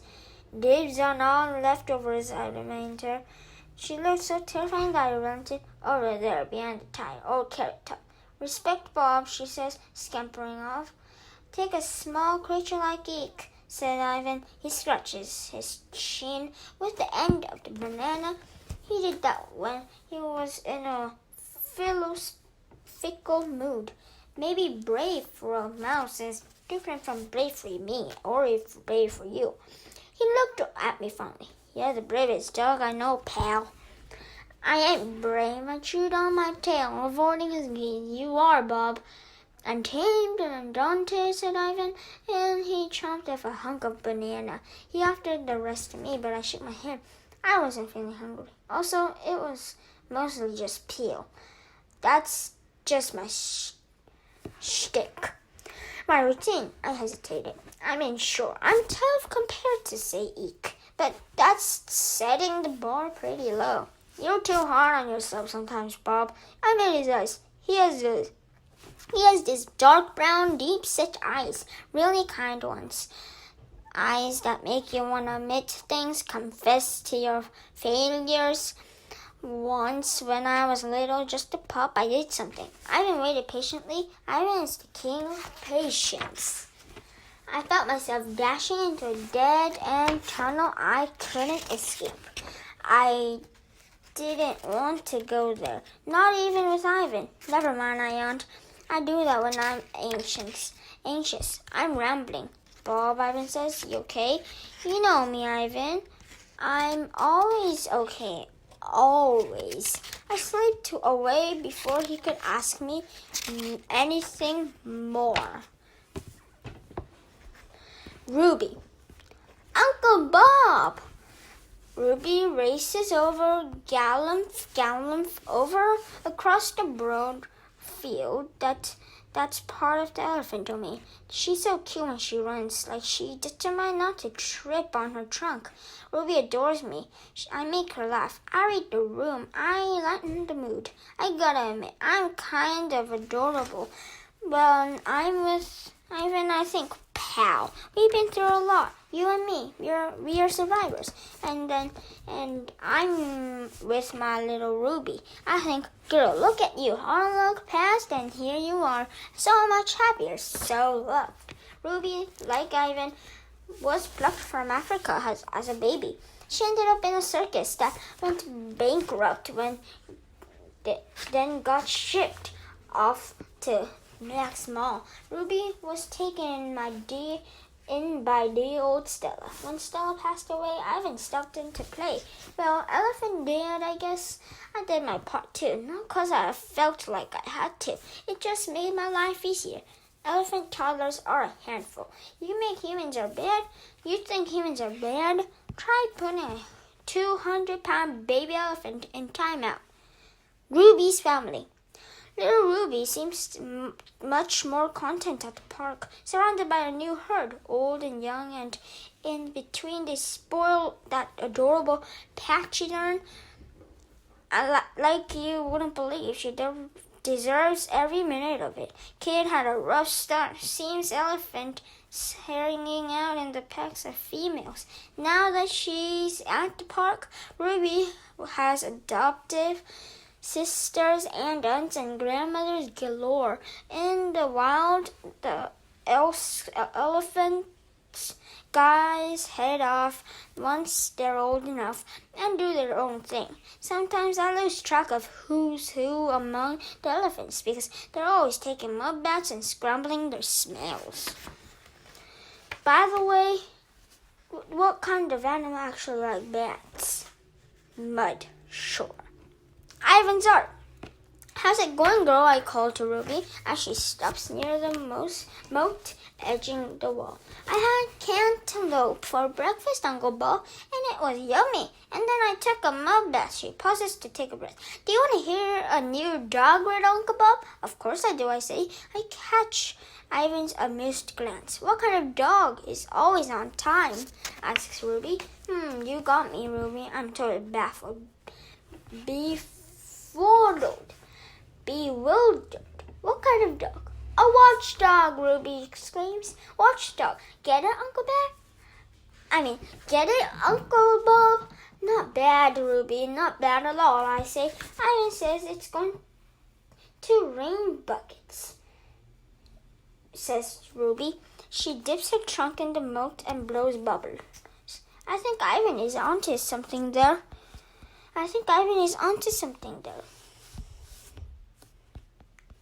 Did he show you his new picture? Ruby asks. She grabs a tuft of grass and tosses it in the air. I wish I hadn't. I could see it, but I could cast off that silly wall. But he told me all about it. My pal Ivan is quite the artist, just like Julius. Ivan sits up and nods toward a spot on the wall. Another mud, Merle? I ask. As any good dog knows, dirt plus water equals mud.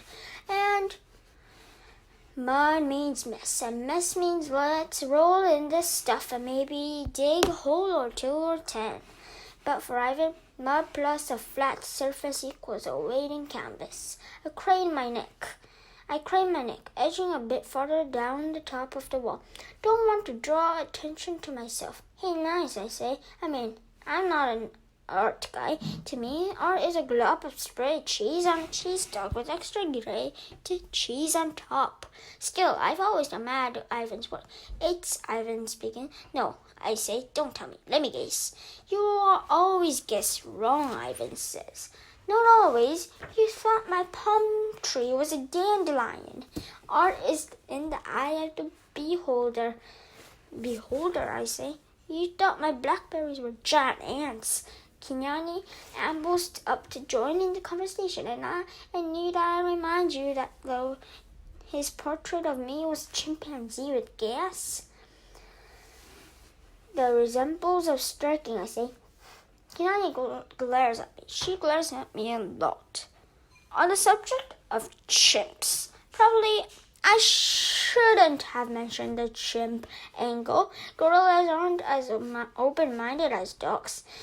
A lot of them have a thing about chimps. They think they're clowns. But when I look at apes and gorillas, seems to me they have a lot more in common than they admit to.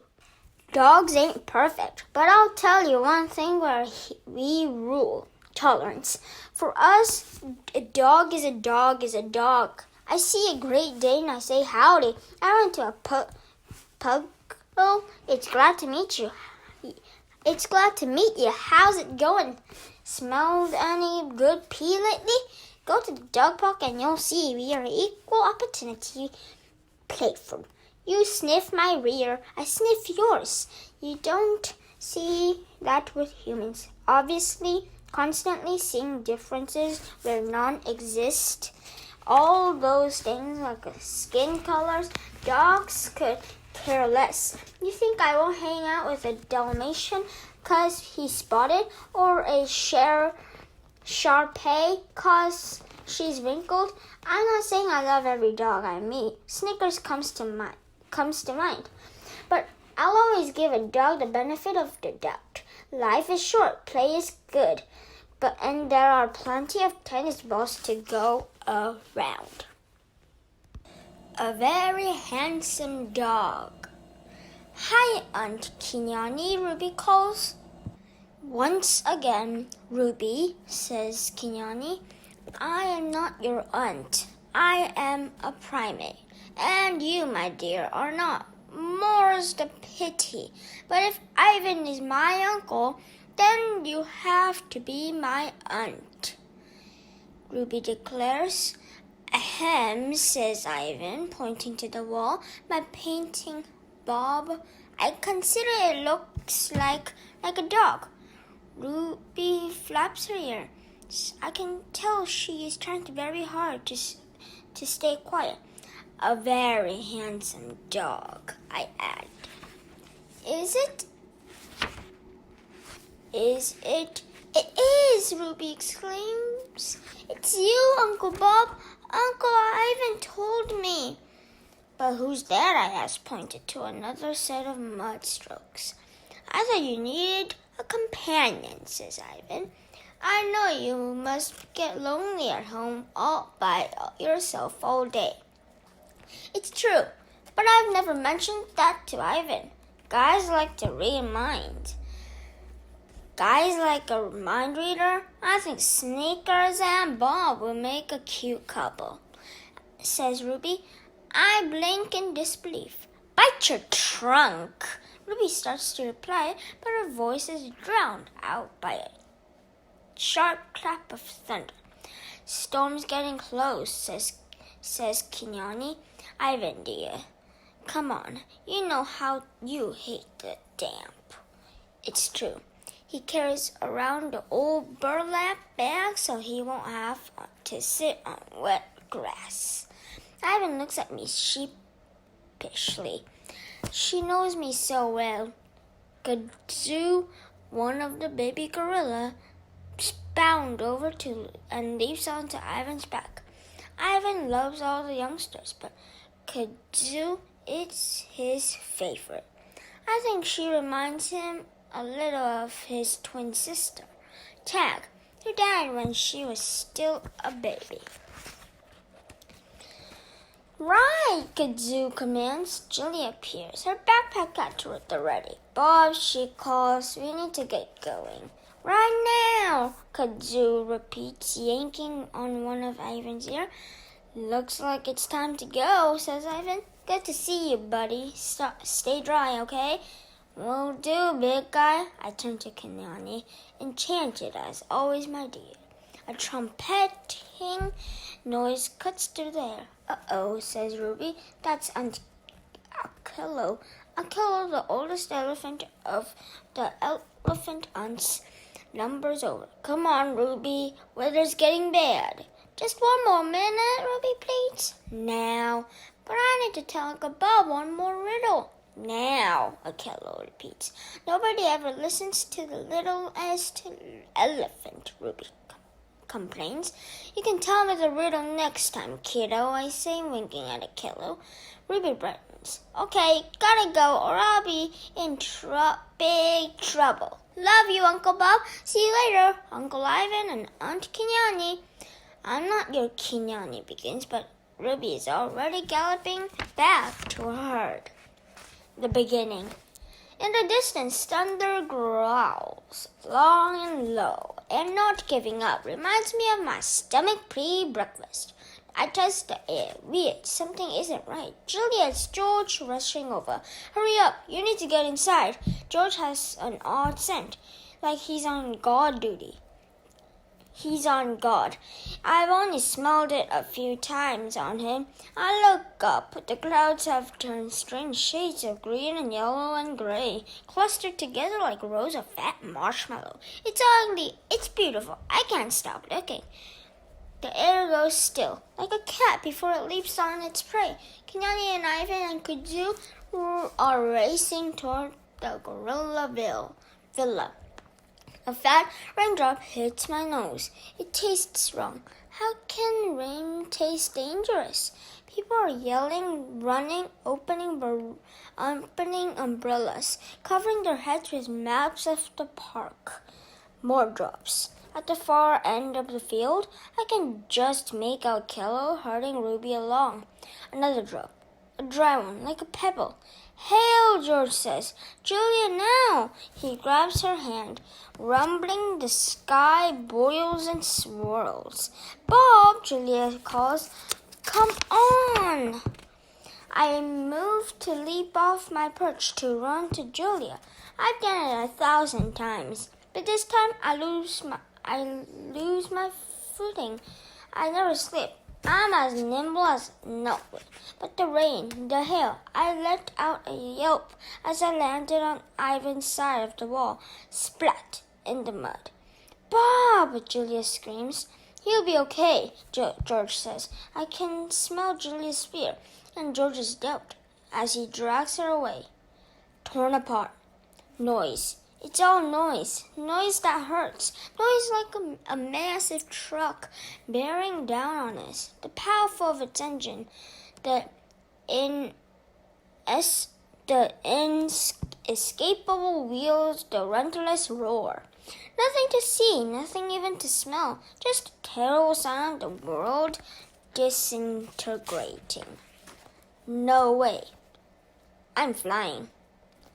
Airborne. Not far, just into the nearby giraffe domain. Not high, just enough to buzz the tops of trees. Not long, just long enough to stop breathing. But I fly. I'm not alone. Half the world seems airborne. Trees, boards, bicycles, chunks of roofs, umbrellas, chairs, bits of pieces of life. It all levitates past like some horrible magic trick. Something hits my pane, a toy truck maybe, and I yelp in pain, and I'm terrified, so scared I pee myself. And I'll be the first to admit, you try it and see how your underwear stays, but still, I fly. Not like in the box with my brothers and sisters, not like with the owl. This is different.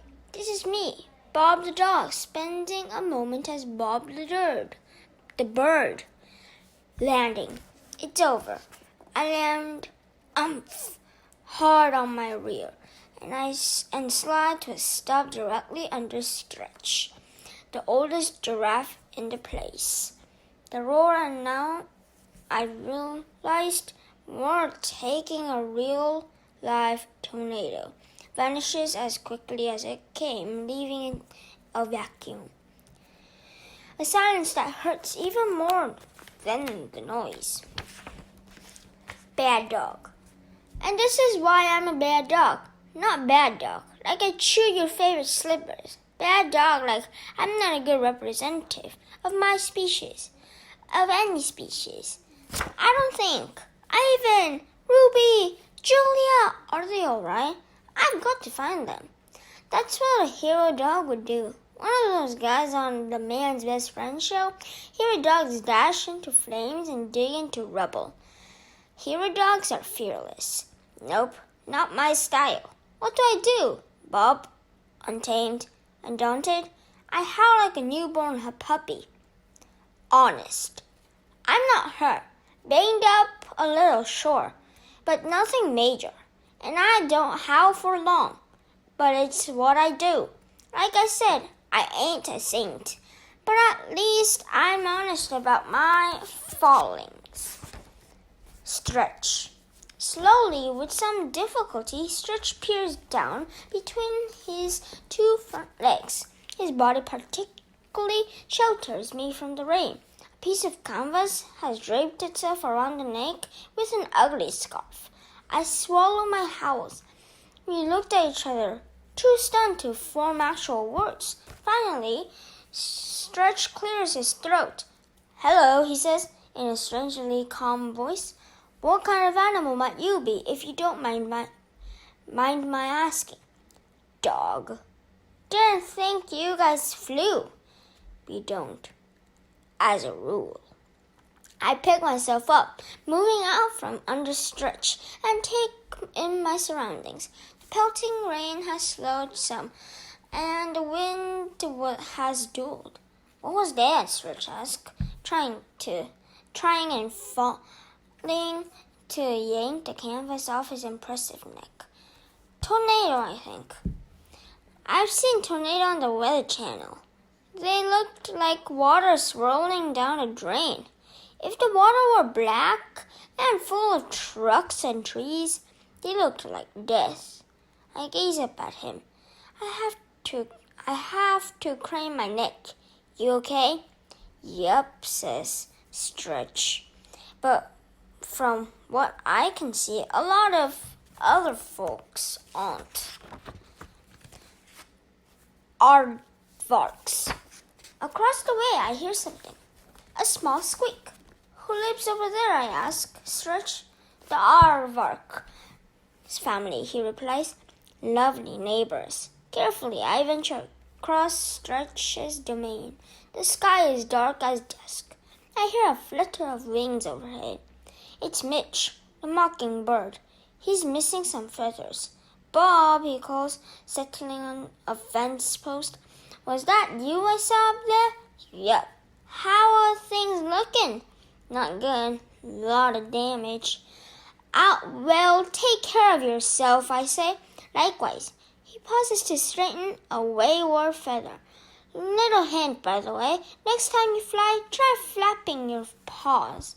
I make my over a broken wooden barrier. Tiptoe over some scattered glass and twisted metal, across the paved path, and arrive at the aardvarks. More sounds. They're coming from what looking like demolished keeper's shed. I hesitate, not sure what to do. It's a big miss, and I'm a small guy.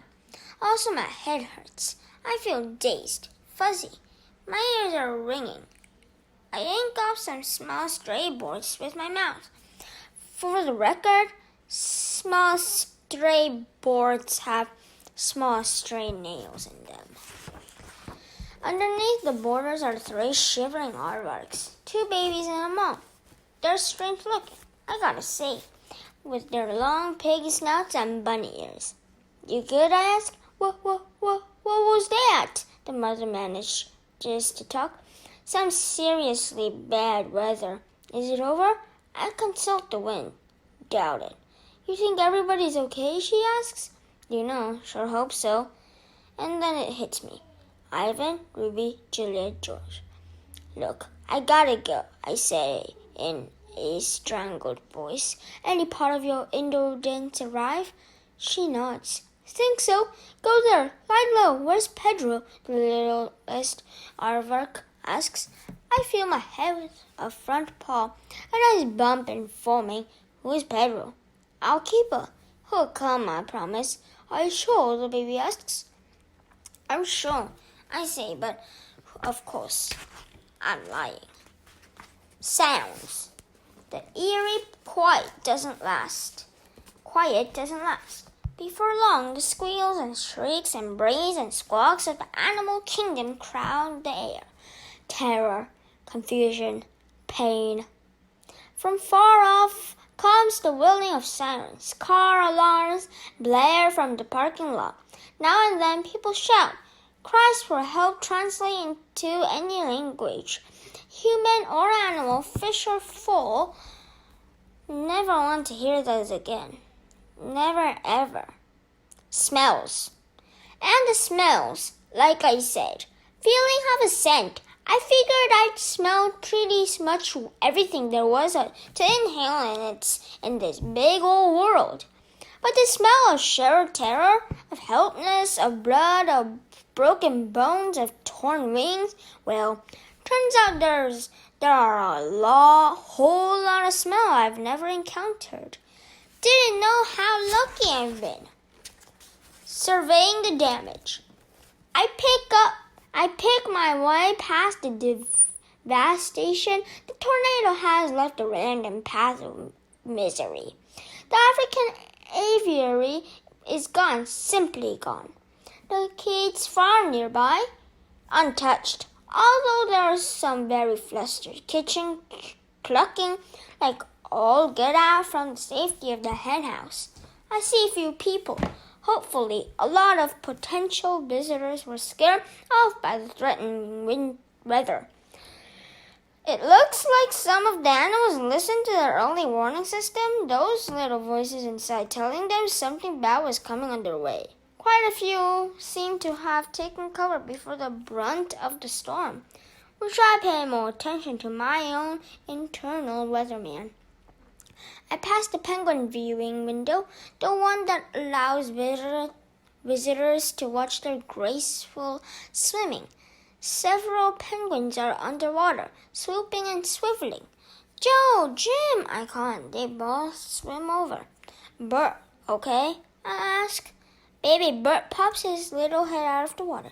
Hey, Bob, did you know we are having a storm? Yeah, I noticed. All good there, Bob, Julius. You?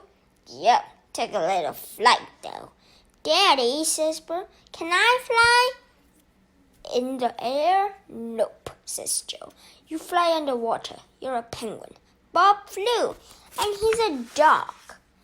Bob is a very special dog, says Joe, and he gives me a look. A grown-up, just between us look. That says, we're all right, but what about the others? Baby sloth. I say goodbye to the penguins and continue on my way. So much has simply vanished. Walls, fences, barriers, netting. The orderly world of the park with its careful lines defining territory isn't so defined anymore. Many of the habitats are still entirely intact, but not all. What will this place be without fences and walls? You don't need to watch the Nature Channel to know that certain animals like to eat certain other animals. I passed 2 squirrel monkeys swinging happily from the children's carousel. A pelican watches from her perch on a popcorn stand. I see a camel and a zebra together, looking stunned to be standing side by side. I notice a rare merlin on a picnic table. Lemur eyes are always big, if you ask me, but Merlin's eyes look like they're about to pop right out of his head. I make my way through splintered wood and glass shards and approach the gift shop. It's roofless. Stuffed toy animals are scattered here, and they're like they try to make a break for it. And an I love you koala's t-shirt dangles from a tree branch. Around the corner, I see a baby sloth. Sylvia, I think her name is. She's resting on a muddy plush giraffe. Hey there, I say. She makes a tiny noise, a sloth sob. I guess it is. Let's find your mom and dad. I'm not the one for hugging and licking and such, but I give her a little nudge with my nose. Sylvia somehow manages to grab the giraffe, then looks up at me like she expects to hitch a ride. How the heck do you pick up a baby sloth? It's not exactly part of my job description, and sloths are so, slothy. Carefully, I pick her up by her scruff, the way you do with a puppy. She puts that silly toy in her mouth, and off we go. Takes a few minutes, but when I find her mom, Selma, I deposit Sylvia on a patch of wet grass. How can I thank you, Selma cries. No biggie, I say, and I head on with fear in my belly and the odd taste of slothwort in my mouth. Make no sudden moves. I've ridden around the grounds of the park in Julius' backpack, enough to know every inch of the place. I've even chatted with many of the resistance, and now everything is topsy-turvy. I keep finding myself in places I don't want to be, like the wolf exhibit. Near the entrance, a sign lies crushed on the ground. It has a picture of a gray wolf with an arrow pointing one way and another arrow with an emperor penguin on it. To my right, I see a piece of hay stuck deep in a tree trunk, like a pencil in a cupcake. To my left, water gushes from a pathside ditch, a broken pipe. The boiling sky has settled into a solid blanket of gray, and the rain's quieted to a steady drizzle. Still, I smell more bad weather's menacing in the distance. Tossed into a bush is a large information display with a photo of two gray wolves. I don't see any fence or barrier or intact wall. It dawns on me that grumpy wolves and tiny dogs might not make the best of pals, especially under these trying circumstances. Just as I start to leave, a wolf on the sign seems to move to blink. Oh, he isn't part of the sign. He's next to the sign. It's Kimu. Hey, I say. No answer.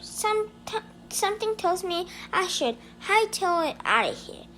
There. Something else is saying, make no sudden moves. I hate it when my brain disagrees with itself. I split the difference, crouching meekly, doing the whole submissive dog thing. Kimu locks his gaze on me. I try not to make direct eye contact. A lot of animals find that threatening, but his eyes are mesmerizing, glowing amber and way too smart. He moves again. Two paws appear. Big paws, nothing like my feeble, shrimpy paws. Feet. These paws are the size of hamburger buns. Hamburger buns with lethal claws attached. Mutt versus wolf. I wait for him to launch into his pounce. Maybe if I time my escape just right. Yeah, sure, in a battle of Chihuahua, Mutt versus wolf. Even I wouldn't bet on the dog. Do they break your neck before they eat you? That only seems fair. My heart's doing this crazy tap dance in my chest, and I wonder if he can hear it. I sneak a peek at him. Strangely, he just keeps staring at me. Quickly, I avert my gaze. Those eyes, those chilling, dangerous eyes. It's me, Bob, I say. Kimu says nothing. He's panting hard. Maybe he's disoriented, even hurt. I try to speak again. My voice seems to be hiding somewhere deep in my throat. Another time. Kimu? He blinks. Are you alright? No response. Anyone else hurt? I ask. This time he seems to hear me. I don't know. His voice is a low whisper. Can I help? I ask, really hoping their answer is no. Suzu, I can't find her. Alright, then I say, I'll take a look. I poke around a bit, careful not to get too close to Kimu. A sour smell pours off him like a sweat of a human. I don't see her, I say after a few minutes, but I'm sure she's fine. Just a little shook up, probably hiding somewhere. He doesn't answer. I should go. I'm looking for some friends, I say. Is there anything else I can do? He looks up at the ominous sky as if there's an answer waiting there. I don't know, he says. I don't know. Gorilla world. I move on. I have to find my friends. I have to. But where am I? I leap on over another mango signpost with bent arrows. One way to Reptileville, one way to Lionland. I passed the mangrove swamp. A manatee pokes up her big head draped with Spanish moss like a silly wig. 2 workers in a yellow raincoat trot past me. One has a bloody bandage on his cheek. I need to stop, regroup, cool it, Bob. I tell myself. I'm panicking, not taking in the right data. I try to blot out all the horrible smells, all the awful noise. I concentrate, let my nose do the real work. A whiff of something familiar. Gorilla? It has to be a gorilla. Full run now. I cut my back left paw on a shard of glass. Trip. Fall hard on my nose and cut it too. Dripping blood. I carry on. Find them. A massive old oak lies on its side at the entrance of Gorilla World. Huge, tangled roots grope into the air like frozen steaks. And just beyond where Ivan lives is nothing but devastation. Help us! The stone wall separates Gorilla World and elephants. All the sea is gone. Pieces of both domain mingle. An elephant toy here, a gorilla nest there. Part of the indoor gorilla spaces has crumpled to the ground. I scan the area where Ruby and her herd like to hang out. Nothing, no gorillas either. Out of nowhere, the rain picks up, coming sideways, blinding me. The wind howls like a hurt dog. This storm isn't over, not by a long shot. I leap over a pile of cement blocks, catch my foot on something sharp. Yelp, keep going. Ivan, I call. Ruby, nothing. I get to a slight rise, leap onto another overturned tree, and try to make sense of the damage. Red and blue lights cut through the rain. Police, fire, engines. Good. We need all the help we can get. I've taken several lungfuls of hideous air. It's too wet, too full of conflicting odors. A mishmash of scents I can't decipher, especially with my busted nose. The wind gathers speed, pushing at me with incredible force. Feels like it'll tear my ears right off by my sore nodging. I can barely stay upright. Wind like that, storm wind doesn't carry scent. It obliterates it. Help us. It's a tiny, desperate voice. Maybe even Ruby's voice. Kazoo! I pick my way through the debris, trying to lock on the sound. It ain't easy. Please help us. Climb out of the remains of the wall, the one I was sitting on what seems like moments ago. I find myself at the bank of the moat. Ruby, I call at the top of my lungs. Uncle Bob! The sound of my name cuts through the gloom like a shaft of sun. Ruby runs to the opposite edge of the water. She's maybe 8 feet away, but I can barely make her out in the torrential rain. You stay there, I yell, trying to be heard over the wind. I'll come to you. I follow the bank until I come to the spot where several chunks of wall have tumbled into the water. 3 careful leaps and I'm across. Ruby runs to greet me. She wraps her muddy-coated trunk around my neck. And boy, am I happy to see that sweet little elephant. You hurt, Ruby? I ask. Is everyone all right? Ruby sniffles. Yes, but come quick. She dashes off before I can ask anything more. 5 of Ruby's stand by the elephant's side of the moat. Each one has her trunk plunged deep in the dark, muddy trunk. They look like a bunch of kids trying to find a lost toy in a swimming pool. It's almost funny, until I see what they're reaching for. A baby gorilla is in the moat. The tiny gal keeps grabbing for a trunk to hold on to, then slipping free.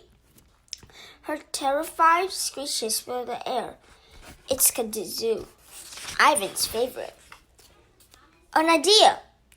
I'm going in, says Masika, one of the younger aunts. Might make things worse, Akelo cautions. Displace them up, pull her down toward the bottom. I go in, I suggest, the words popping out before I can swallow them. It's more mud than water, Akelo shakes. It's more than mud than water, Bob. Akelo shakes her head. You'll get stuck as Kazoo. I don't exactly argue the point. I got an idea, comes a small voice. All the aunties turn to Ruby, and she looks startled to have their complete attention. A couple of us get on the other side of the moat. Ruby says, grab trunks. We'll make like a, what do you call it? A sling, I exclaim.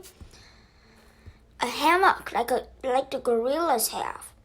I don't know, Ruby. Akelo sounds doubtful. Kazoo grabs for Masika's trunk with both hands. Wait, Masika says. Think I've got her this time. Masika lifts her trunk with deliberate slowness, carefully not to support the baby gorilla. But once again, Kazoo can't hold on. She lets out a despairing cry. Down she goes, lower this time, her nose and eyes just visible. Okay, Akelo says with a nod at Ruby. Let's give Ruby's idea a try. Masika, Lahili, Elodie cross over to the far side. Zaina, Ruby, and I will take this side. All three elephants will move with surprising quickness to the spot where I crossed. They gallop back until they're facing us. It's strange to see them on the other side of the moat. With the wall destroyed, they're technically in Ivan and Kinyani's domain. Move down a bit, Akelo instructs. That way, she motions with her head. We want to scoop her out, not push her down. 3 on one side, 3 on the other. The elephants reach out for each other's trunk, creating a kind of cradle. Okay now, says Akelo, lower carefully. Down they go into the muddy water. Ruby nearly loses her foot, so I grab her tail with my teeth. It doesn't really help, and she yells, ouch! But my heart's in the right place. Kazoo thrashes her tiny arms. Stay calm, I call, easy for me to say. She looks over at me, and I'll never forget the fear in her dark eyes. Then she vanishes below the surface. Team Elephant. Hurry, Ruby cries. The elephants bend lower, moving like a giant elephant shuffle. Where is she? Masika asks. Lower, says Akelo. Lower, sisters. There, Ruby yells. No, wait, there. Up, Akelo commands, and the interlocked elephants rise from the muddy water to reveal a tiny, trembling baby gorilla sitting in their makeshift sling. Kazoo, says Akelo, stay calm, baby. We are going to toss you to safety, okay? Kazoo gives a little nod. On my count, says Akelo, start swinging. 1, 2, 3. And up and over go the trunks. And up and over goes Kazoo. She lands with a little plop on the gorilla's side of the moat, right next to Masika's rear legs. Good work, everyone, says Akelo, and good thinking, Ruby. Thanks, elephant, says Kazoo, wiping mud from her eyes. That was fun. Can we do it again? Akelo takes a deep breath. Maybe later, sweetheart. Quickly, I make my way back over to the moat. Kazoo, I say, follow me. Let's go find your 8 peeps. Can I go with Bob? Ruby asks Akelo. Akelo touches Ruby's back with her trunk. I'd much rather have you stay here, dear, and it's may I. But Uncle Ivan Ivan, Ruby pleads. I'll keep an eye on her, tell Akela. I'm going, Ruby says in her most determined voice. Maybe I can help. I helped just now. Akela hesitates, but finally gives a slow nod. Probably she figures there's no arguing with Ruby. She's right on that one. Ruby crosses the moat and joins Kazoo and me. Be careful, Akela warns. There's more of this storm coming. I got her, Akela, I say. You'd better have her, she warns. I think I flew Bob, says Kazoo, as we weave our way through the wasteland that was Gorilla World. Yeah, me too, I say. It's that kind of day. What's out there? A handful of humans, firefighters, and police mostly have begun to roam the ground, checking it out for danger. We pass a park employee with a weapon slung over his shoulder and a net in one hand. Tran gun, he tells a passing police officer. We don't know what's out there. She nods. How fast do they work? On something like a big cat? He shakes his head. Not fast enough. I look over at Ruby. Stay close, kid. As we near the Gorilla Villa, what's left of it anyways, a screech hits my ears. That makes the wailing police sirens sound like mewling kittens. It's Kenyani. She frantically knuckle running back and forth near the collapsed Gorilla Villa. Chunks of cement, shredded wooden beams, and bent metal lie everywhere. A cluster of gorilla females and javelin huddle not far from some rescue workers. There's Mama, Kazoo cries, dashing towards a gorilla named Doggie. I'm so terrified by the destruction that I've almost forgotten my muddy little charge. I really shouldn't be trusted by an ape sitter. Kazoo darts over to her mother's waiting embrace. Jody nuzzles her and strokes her and says soothing motherly gorilla things.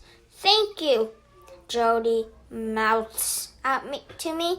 Don't thank me, I say, looking over at Ruby. Thank this little gal. She figured out how to save Kazoo. Thank you, Ruby, isn't it, Ivan's friend? Ruby gives a shy nod. We all helped. I provided moral support, I add. I flew, Mama, says Kazoo. Of course you did, dear, says Jody. Kenyani's fresh wails focus my mind. I gotta go, I say. Ruby, you should stay here. I'm going for a nonsense voice that one Julia uses on me when she calls me Robert. Let me see what. I'll be right back. No way, Uncle Bob, Ruby replies, just as firmly. I give up, but I'm afraid of what she might see, of what we both might see. Any sign of Ivan, I ask Jody. She shakes her head, a grim looking clouding her eyes. With Ruby by my side, we approach the pile of wreckage that used to be the Gorilla Villa. At the same moment, Ruby and I gasp. There's Ivan's hand, barely peeking through the rubble, not moving. I know that hand like the back of my own paw. No, Ruby screams. Uncle Ivan. I checked the crowd. No sign of Julia or George. Nothing. No Maya. Either. Or other keepers I recognize. Just a few employees, several rescue workers, and 2 or 3 dazed-looking visitors. Is he alive? A firefighter asks. Hand, whatever it's called, isn't moving, says another. Weaving my way through the tangle of legs, I climb up the rubble pile, sniff a bit, and bark my loudest. Yes, he's alive. Get your rears in gear, bark. Just like those overarching rescue dogs in the Man's Best Friend show, I listen for a sound from Ivan. A grunt, a cry for help. Nothing. Still, he smells alive. At least I think he does. And that's good enough for me. Zena. Another dog races over. A tough-looking German shepherd wearing an impressive glow-in-the-dark vest and some booty things to protect her feet from the rubble. But I hold my ground. This is my friend we're talking about. I like Ivan's hand. His finger twitch. Well, that's all it takes to get both of us barking like maniacs. More people gather. I see Maya next to Ruby, which makes me feel better. Name's Zena, says the shepherd. Bob. I nudge Ivan's fingers with my nose. Nothing. And this is Ivan, my best bud. I'm sorry to hear it, she replies, and I don't like the sound of her voice. With great care and far too slowly for my taste, rescue workers begin removing the chunks of the wreckage and tossing them to one side. Zena and me, we mostly stay out of the way, but every so often I lick Ivan's hand, just so he knows we've got him covered. I glance over at Maya and Ruby. Maya is wiping tears from her eyes while she strokes Ruby's ears. Ruby is giving Maya a comforting trunk hug. Good old Ruby, wise beyond her years, that gal. I check the crowd again. Still no sign of Julia or George. And that's when a singing thought hits me like a bite to the belly. What if Ivan isn't the only one under the rubble? Dragon. More police cars and ambulances arrive at the park. A handful of keepers scream in too, looking frantic and confused. The weirdest thing of all, wandering through all the destruction of our random park. Resistance animals, birds, reptiles. Resistance who must definitely do not belong in gorilla world. A police officer is chasing an armadillo. A gray-blue heron watches the mayhem from her position atop a giraffe statue. A wallaby pokes his nose out of a bush with his saucer eyes catching the fire engine lights. Nests, someone yells. We need more nets. An older gentleman holding a blue umbrella lets out a blood-curdling scream. Dragon, he cries. I swear to you, I just saw a baby dragon. Sir, says a keeper named Malik. No worries, that's actually a Gila monster. His name is Gilligan. A paramedic raises his hand. They have like venom, don't they? They say a healthy adult won't die from it, Malik shrugs, although they'll be in some serious pain. Wonderful, the paramedic mutters. I glance over my shoulder to see Sarah running toward Maya. I can't hear words, but I definitely see the worry in her eyes. Zena's ears tip forward. They're getting the cutters and the jaws of life. Jaws, I repeat? Don't like the sound of that. Spreads metal. They're probably getting close. Come on, we need to get out of the way. I ain't going anywhere. I hear you, she says, and I can tell from the very sound of her voice, and she's had this conversation before. But the best thing for Ivan right now is to let the humans do their thing. I think about it. Figure she's right. And give his finger one last lick. They don't move. Nothing. Nada. We pick our way to the bottom of the debris pile.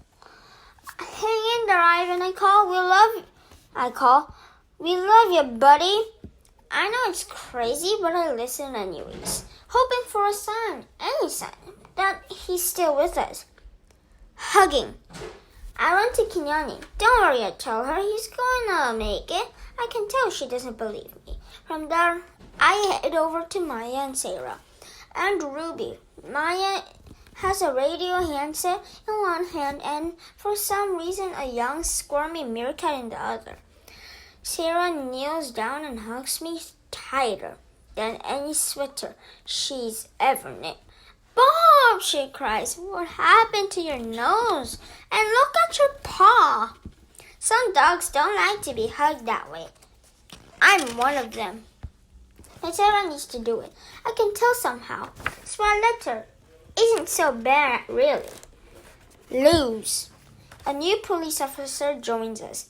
Officer Williams, she nods at Maya. You're with the park, right? Yes, I'm Maya. This. Officer William pauses. We need to get this under control ASAP. Winds are gonna pick up, and we haven't even hit the eye. Storm surge could be an issue. This one's moving slow.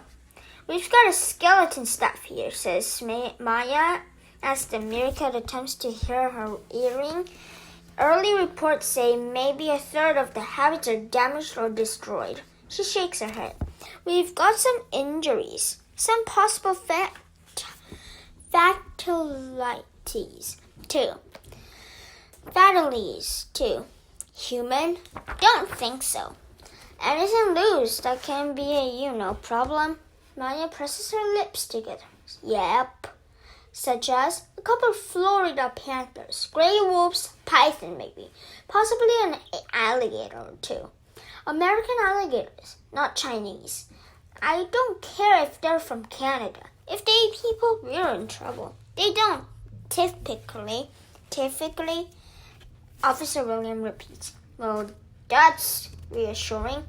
Sarah loosens her grip on me ever so slightly. Maya, she asks, voice trembling. Have you heard anything on the radio from George and Julia?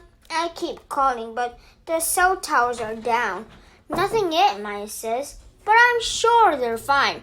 Nearest shelter's over at Lincoln Elementary, says Officer Williams. You could check there. Sarah frowns. They're probably right. Before the tornado hit. We're searching the park, ma'am, says the officer. We'll find them if they're here. Everybody, clear out, a firefighter with a megaphone yells from a spot near Ivan. Could be danger of more collapse. We are working on this last metal beam. I look to see if Ivan's fingers are moving. Nothing. Hold on, Ivan, I yell. Nothing. Sometimes nothing is the worst sound in the world. Ruby lets out a little elephant cry, and then I realize maybe that's the worst sound in the world. CPR. The wind dies down to a whisper, as if the world is holding its breath along with the rest of us. Do you have any vets standing by? Asks Officer Williams as two more ambulances screech to a halt nearby. Yes, Maya nods. Not sure when they'll get here, though. Officer Williams waves down an ambulance crew member. You ever give CPR to a gorilla? Primate's a primate, I guess, he says, but he doesn't look too sure. What's going on? We're waiting on equipment, but we're stretched pretty thin. Lots of structural damage on the north side of town, says Officer William. They're going to get a chain on that last beam. Try pulling it free with one of the cars. Somebody under there? Gorilla, we think. Not sure what else or who else. I look at all the cement, all the woods and metal. Nobody could survive that. Not even a silverback gorilla with the strength of 8 men. And yet, Ivan's fingers moved. And then they didn't. Several minutes passed. The rain slows a bit, along with the wind. The crowd watches as 3 firefighters attach a long chain to the metal beam next to Ivan, then hook it to a tow bar on the rear of a police car. Back up, folks, called a megaphone guy. Farther, The chain clanks, the car growls, the wheels squeal, grinding, groaning, progress, just a bit. The big chunks of metal has definitely moved a whisker or two. More grinding, wheels dig holes in the ground, mud flies like thick brown rain. A lurch, a snap, clanks and rumbles as the big beam jerks free.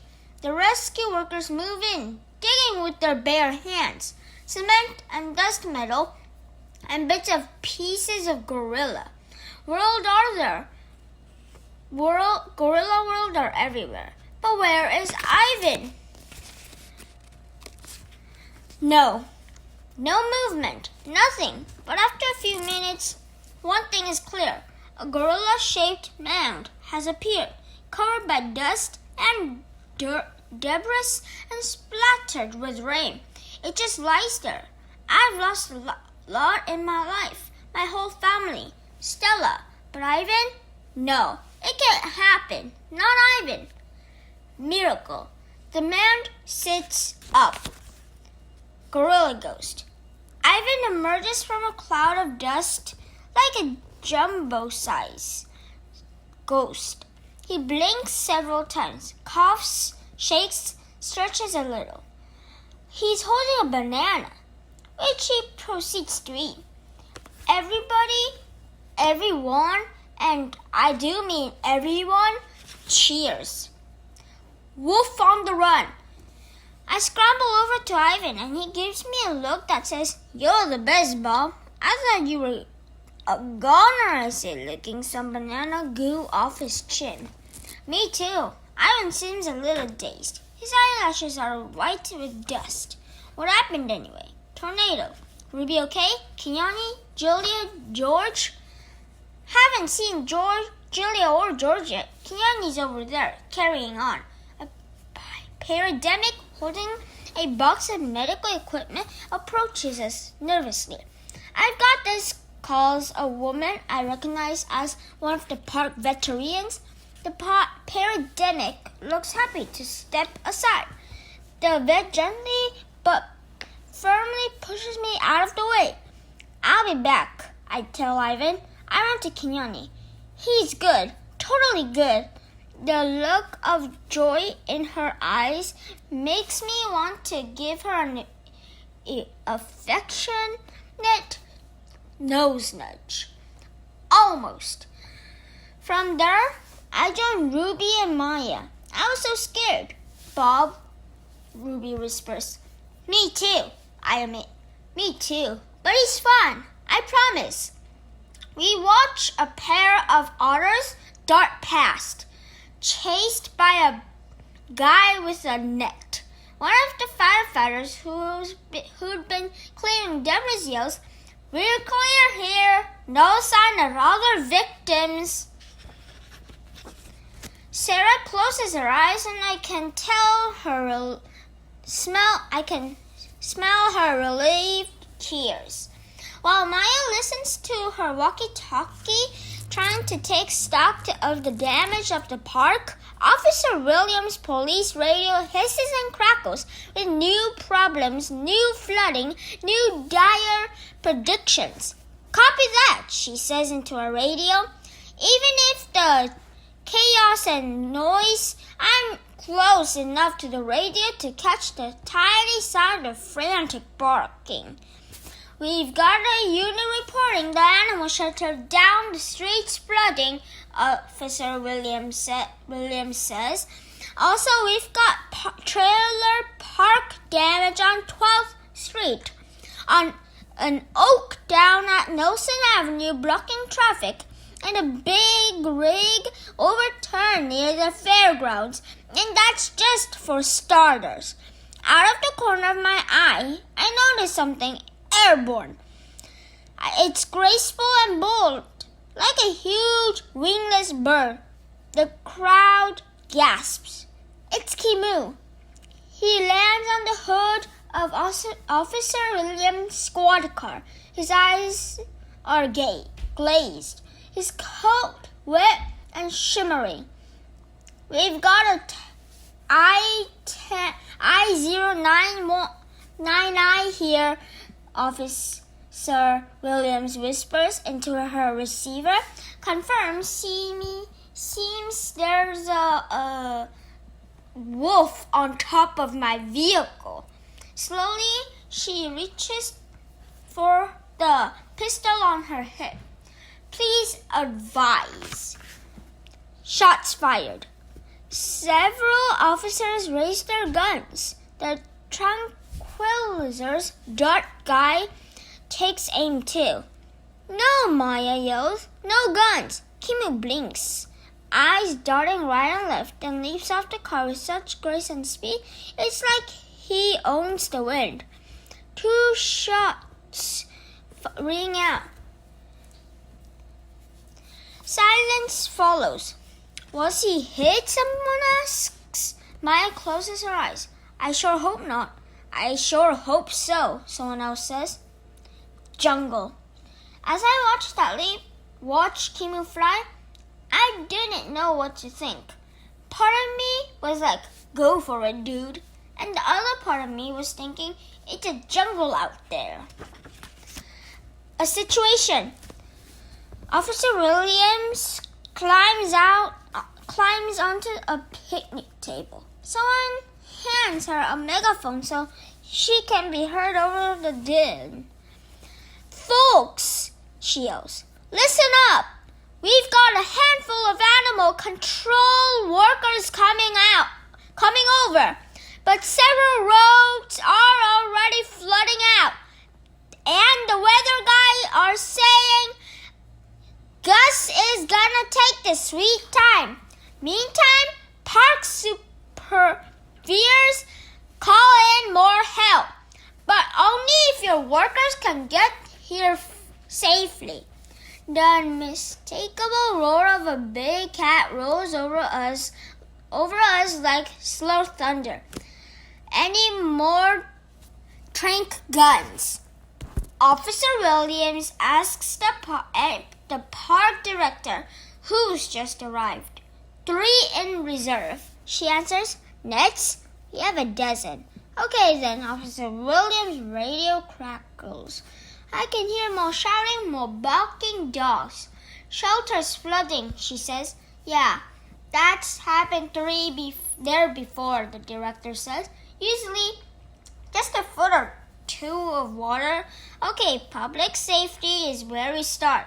Officer Williams wipes rain from her forehead. We need to get the word out that these animals are on the loose. Of course, says the director. We have protocols in place, but we need to be careful how we word this. People might overreact, Ma'am, a firefighter interrupts. I see a python in my backyard. I'm sure as heck gonna overreact. First things first, says Officer Williams. Triage in the main office. Check wreckage for any survivors, human or animal.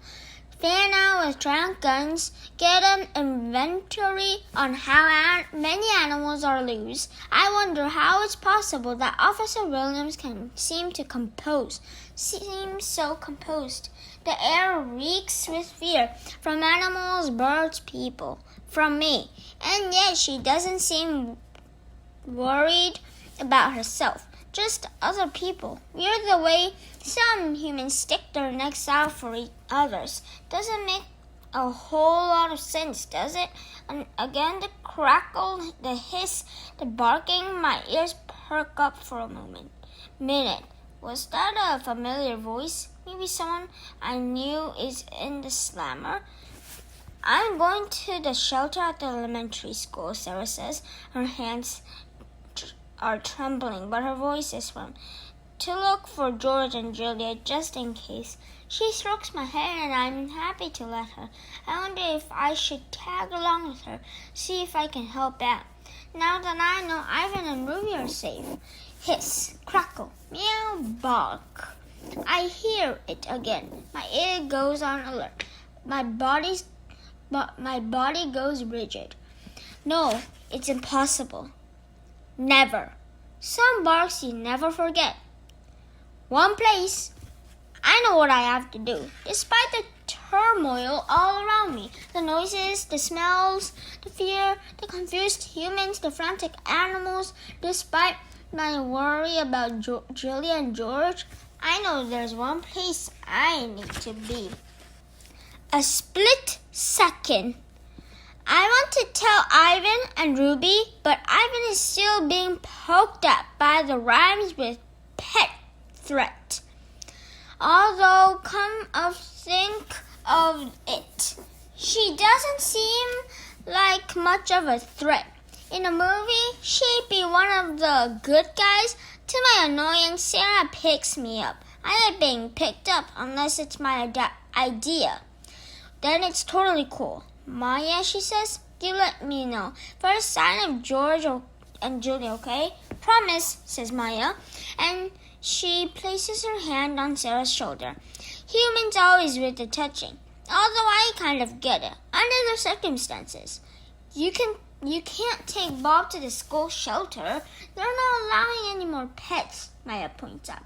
And the animal shelter is flooding. It sounds like. Why don't you leave him here? I'll put him in my office. He'll be safe. No way is that on my agenda. Sarah nods. Good idea. She starts to hand me over but hesitates. But she realizes Maya still has a meerkat wrapped around her neck. It's just a split second, but a split second is all it takes to skate with your Bob, untamed and undaunted. On my way. Bob, Sarah cries. Grab that dog, Maya yells. I spent a good part of my life running from a certain guy named Mac. And I still have my moves. I twist and spin and dip. And before you can say, yes, sir, Bob, they given up. I backtrack, slip under a bench, and make my way to Ruby. Ruby, I whisper, I gotta go. Something important coming up. You and Ivan, see if you can find George and Julia. I want to come, Ruby says, stomping her right front foot in a huge puddle. You need to keep an eye on Ivan, I say. Make sure Kenyani doesn't drive him loco with her sobbing. I'll be back before you know it. I don't wait for an answer. I'm off into the wild, into the world filled with wind and rain, with wolves and alligators, with a voice that could rip my heart in two. 3. Looking.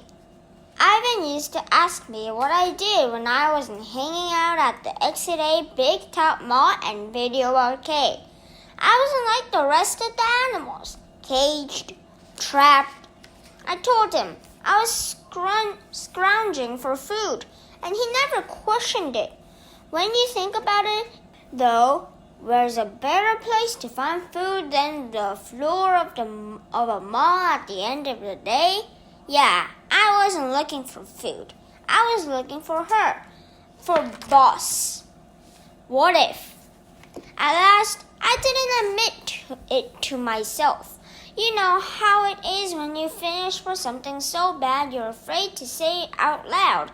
'Cause what if it never happens? It was like that. I knew the odds were crazy long. I knew I was nuts. And yet, I went out, day after day, searching for her. 6. There'd been 6 of us in the litter. So why was I only looking for her? Because it was her bark I'd heard. After the bus landed, even after the truck roared past, I heard it. A whimper, bark, howl, cry.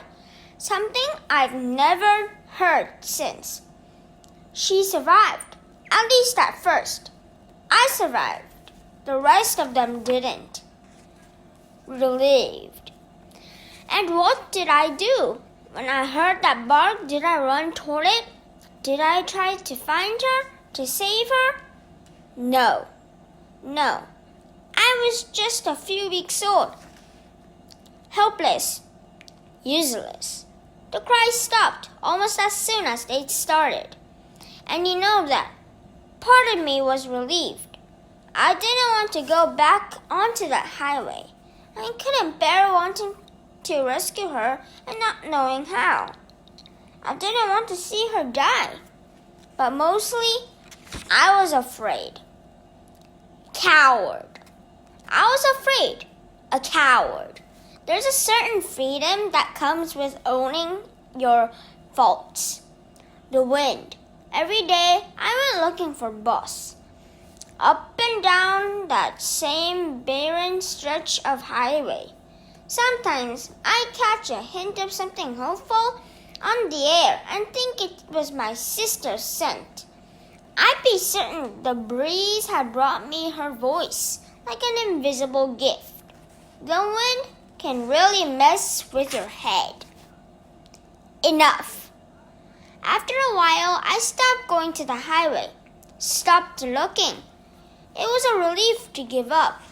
I had enough to worry about. My paddles. As I run from the park, I keep hearing my sister's yelp in my head. Still, with every step, my doubts grow. Sometimes we hear what we want to hear. The animal shelter is close, just down the street, but there is nothing quick about the trip. Water rushes past like a raging river. The sun's been swallowed by black clouds. I pick my way through the muddy front yards, avoiding the worst of the water. I ain't much of a swimmer. Doesn't come up much in my line of work, though. I do a passable dog paddle. The problem in my paddles, my paws are tiny. Not much to work with when you're fighting a flood. I see a couple humans with flashlights carving tunnels in the sheeting rain, but mostly the street seems eerily abandoned, especially after the chaos of the park. The shelter is at the bottom of a slight hill. Rain's poured outside the front door, despite a pile of sodden sandbags. Police car is out front, parked at an odd angle. I find some footing on a large rock near the door. Takes me 3 slippery tries, but I manage to leap onto the topmost sandbag. I bark with all I've got, but I might as well be voiceless. Between the wind and the rain and the howling animals begging for escape. Inside, I pause to listen. I hear humans shouting and I can make out to what sounds like police radio chatter. But I don't hear Boss. I'm right here, right at the source. Nothing. It wasn't her bark I heard. She's dead, and I'm hearing things and drenched and shivering. And where is Julia? Where is George? Hey, little guy. The door eases open, just a crack. Every bone in my body, every smart part of my doggy brain says, run. This is an animal shelter, a flooding one. Apparently, my sister isn't here, and I still have to find George and Julia. The doors moves. Swoop. The loop comes down around my neck so fast that for a moment, I don't know what it is. It's like a cowboy's lasso, the kind in old Western movies I used to watch with Ivan. But this lasso is at the end of a long metal hand. At the end of the long metal handle is a man. Stay calm, buddy. The man eases me, gently but firmly, off the sandbags and through the door. I'm inside the wow big house. the Hound Pound, the Pet Pocky. Oops! The return of Snickers. The man pulls me along with his lasso. I decide not to argue. We enter a small cage stuffed with animal-filled metal cages, and I'm assaulted by howls and hisses. The cold water on the floor sloshes as we walk, just skimming my belly. As bad as my smeller is, I instantly pick up on one distinctive odor. It's like the world's worst perfume, the kind old ladies emit, the kind people spray on their dogs to camouflage their lovely dog stink, the kind Snickers wears. I catch a glimpse of her in an upper cage, bedraggled, bow in her droopy hair. Snick, baby, fancy meeting you here, I say. You look good behind bars. Harebrain, she replies. Hey, calls the rabbit 2 cages down. Watch your language. Mac couldn't deal with you, I asked Snickers. He brought me here because he thought it would be safer. Seems he may have been mistaken, I say. Carefully grabbing my scruff, Cowboy lifts me into an upper cage. He pulls the lasso loosen and shuts the bare door. I'm not happy, but it's a relief to be out of my noose. Oh, great! Another one? Calls a woman wearing tall rubber boots. She pauses in the doorway. I thought we were turning people away. People? Yes, says Cowboy, but this pup came solo. Tick-tock, folks, says an old ruddy-faced officer. He's holding a radio in one hand and a flashlight in the other. You are running out of time. We hear ya. But first, we've got to move everybody. Who's lower level? Boots sighs. Last hurricane we had 2 feet to deal with. I swear they're getting worse. Climate change, says the officer. What are you gonna do? More than we're doing, says Boots. That much is for sure. I'll move the dogs from room 2, officer offers. Cowboy offers. There are only a couple on the bottom level. We're out of cages, though. We'll have to double up.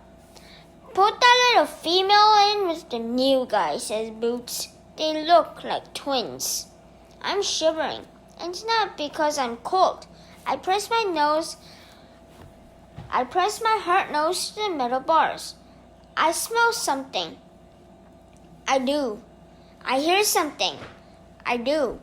Cowboy returns, dog in arms. A bark. That bark. The door to my cage opens. Hey, I say automatically, even as my heart is already whispering the truth to me. They call me Bob. They call me Boss, says a voice. But by now, I know, of course I know, and I'm howling with joy. Alive. Thunder claps. Shutters fly. Windows rattle. Water rushes. Dog whimper. Cat howl. People yell. And all I can hear is my sister's voice. Catching up. We lick each other, sniff, yelp, circle, wrestle. Neither of us was ever the touchy-feely sort. But sometimes you just gotta let it all out. Wow, says Cowboy watching us. You think they knew each other? Tough. Boss isn't anything like I remember. She's scrawny and flea-covered. Her left ear has a big notch in it. Her fur is dull. Her body's scarred. Her tail cut short. I'm afraid to ask how that happened. She's clearly had it tough, really tough. I thought I heard your bark, I say, but then it stopped. Figured I was crazy. I was napping. In this chaos, I ask, I can sleep anywhere. It's a gift. Boss nibbles on a toenail. Funny thing is, I was having a dream about you. Must have caught a whiff of you in my sleep. I can't stop staring, boss. Here, with me. What? She asks when she catches me looking at her. I was just wondering, I say, about your life. Do you know anybody? You mean like humans? No. She gives a little flick to her stubby tail. Never had, never will. You've been on your own this whole time? I flash on my cushy bed, my lovely football. The way everyone knows just how I like my ear scratches. Yup. How'd you end up here? I was out scrounging for food. Just had another litter and I was tired. Off my game. Animal control got me. She licks a nasty cut on her front paw.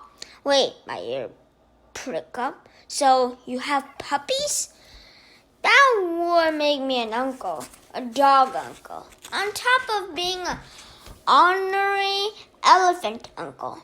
Had the last batch, 7, maybe 8 weeks old. She scratches at a flea. Last batch, I repeat. You mean you've had others? Yup. What happened to them? Do you know, it's not like they come home for the holidays, Bob. Boss lies down on the old towel lining our cage. Or should I call you Rowdy, she considers. Nope. No, I like the sound of Bob. Me too. Anyway, Boss says, mostly they're dead. I guess. You never know, though. Maybe a few got rescued. She's so matter-of-fact, so resigned. This last litter, well, I thought I was onto something. Found this little car. You know, those ones that look like a big old bug, abandoned, right down by the creek near the bridge. Easy access through a hole in the floorboard. Blanket in the backseat. She pauses. All the almond ties. How many puppies, I ask? 3, but only one survived, a male. The other 2 were pretty sickly and, well, you know, something crashes into the front office.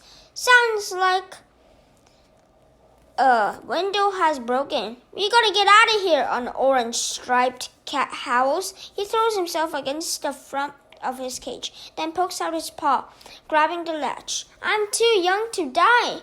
When they caught me, Bob continues, ignoring the cat, I barked for the puppy to sit tight. Wait, told him I'd be right back. She sighs. Nice. Last thing he'll ever hear was a lie. What's his name? The puppy. She looks at me like I asked her if she's ever been to the moon. I don't name them, Bob. Just makes it harder.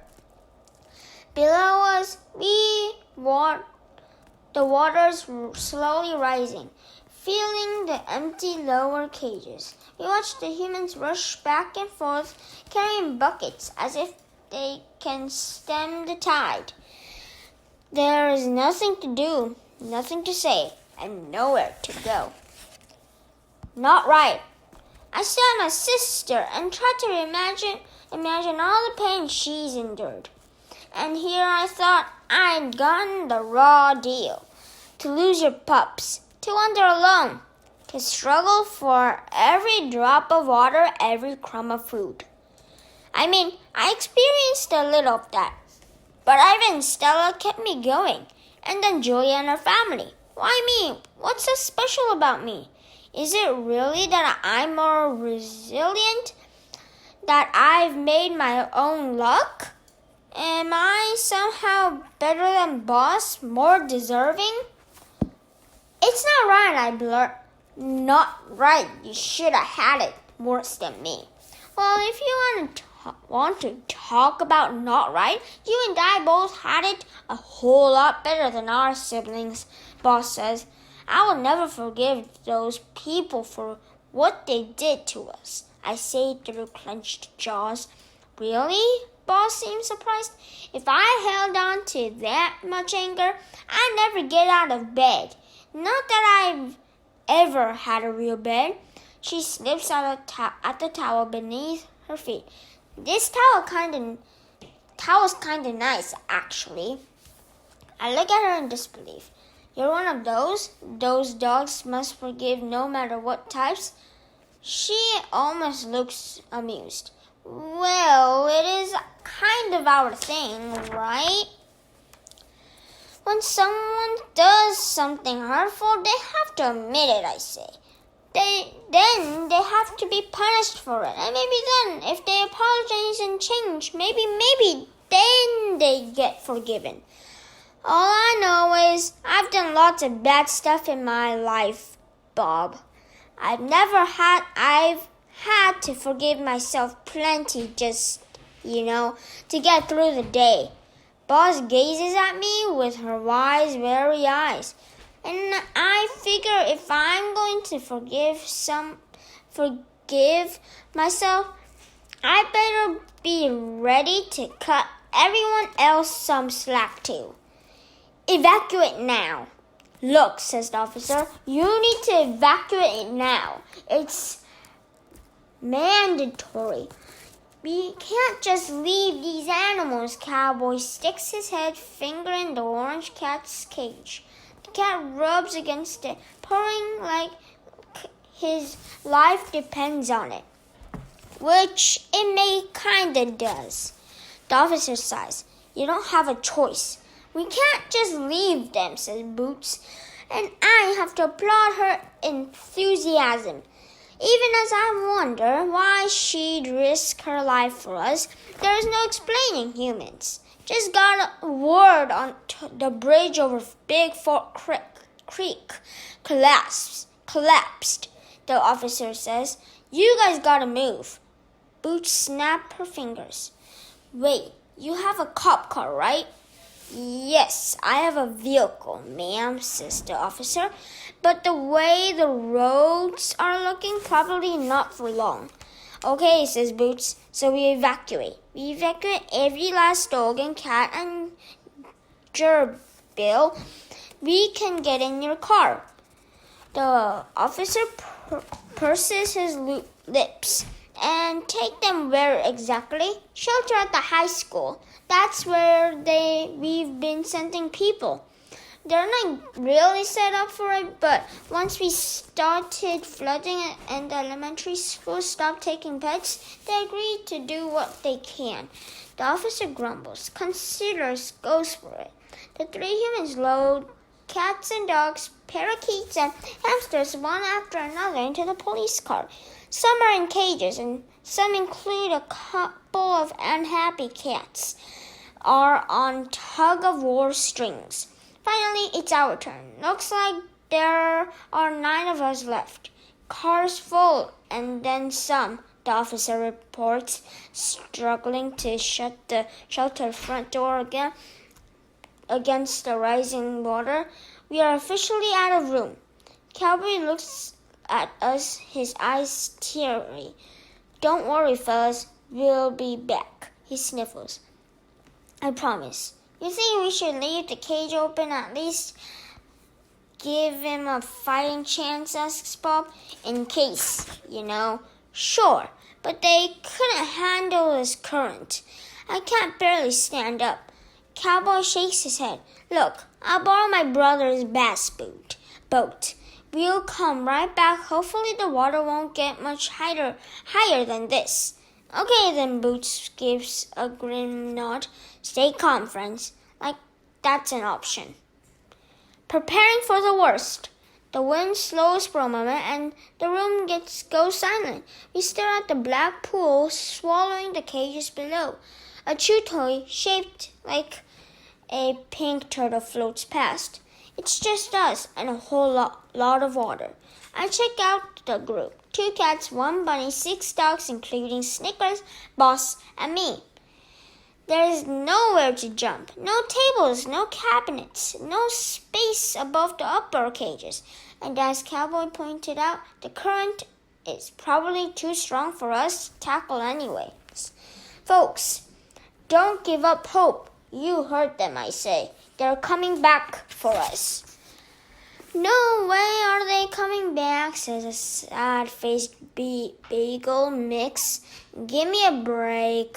You never know, I say. I am such a lousy liar.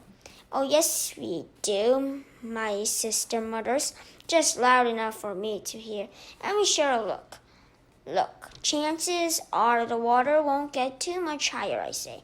But just to be on the safer side, pile up anything you have in your cage. Bowls, toys, towels. Who died and made you pack later? Asks a big man with a graying snout. Well, it beats like howling like babies, I say. And instantly, I am landing in Stretch's domain. Howling like a baby, exactly what I did. I had a dog biscuit this morning. Bigger than you, says Gray Muzzle.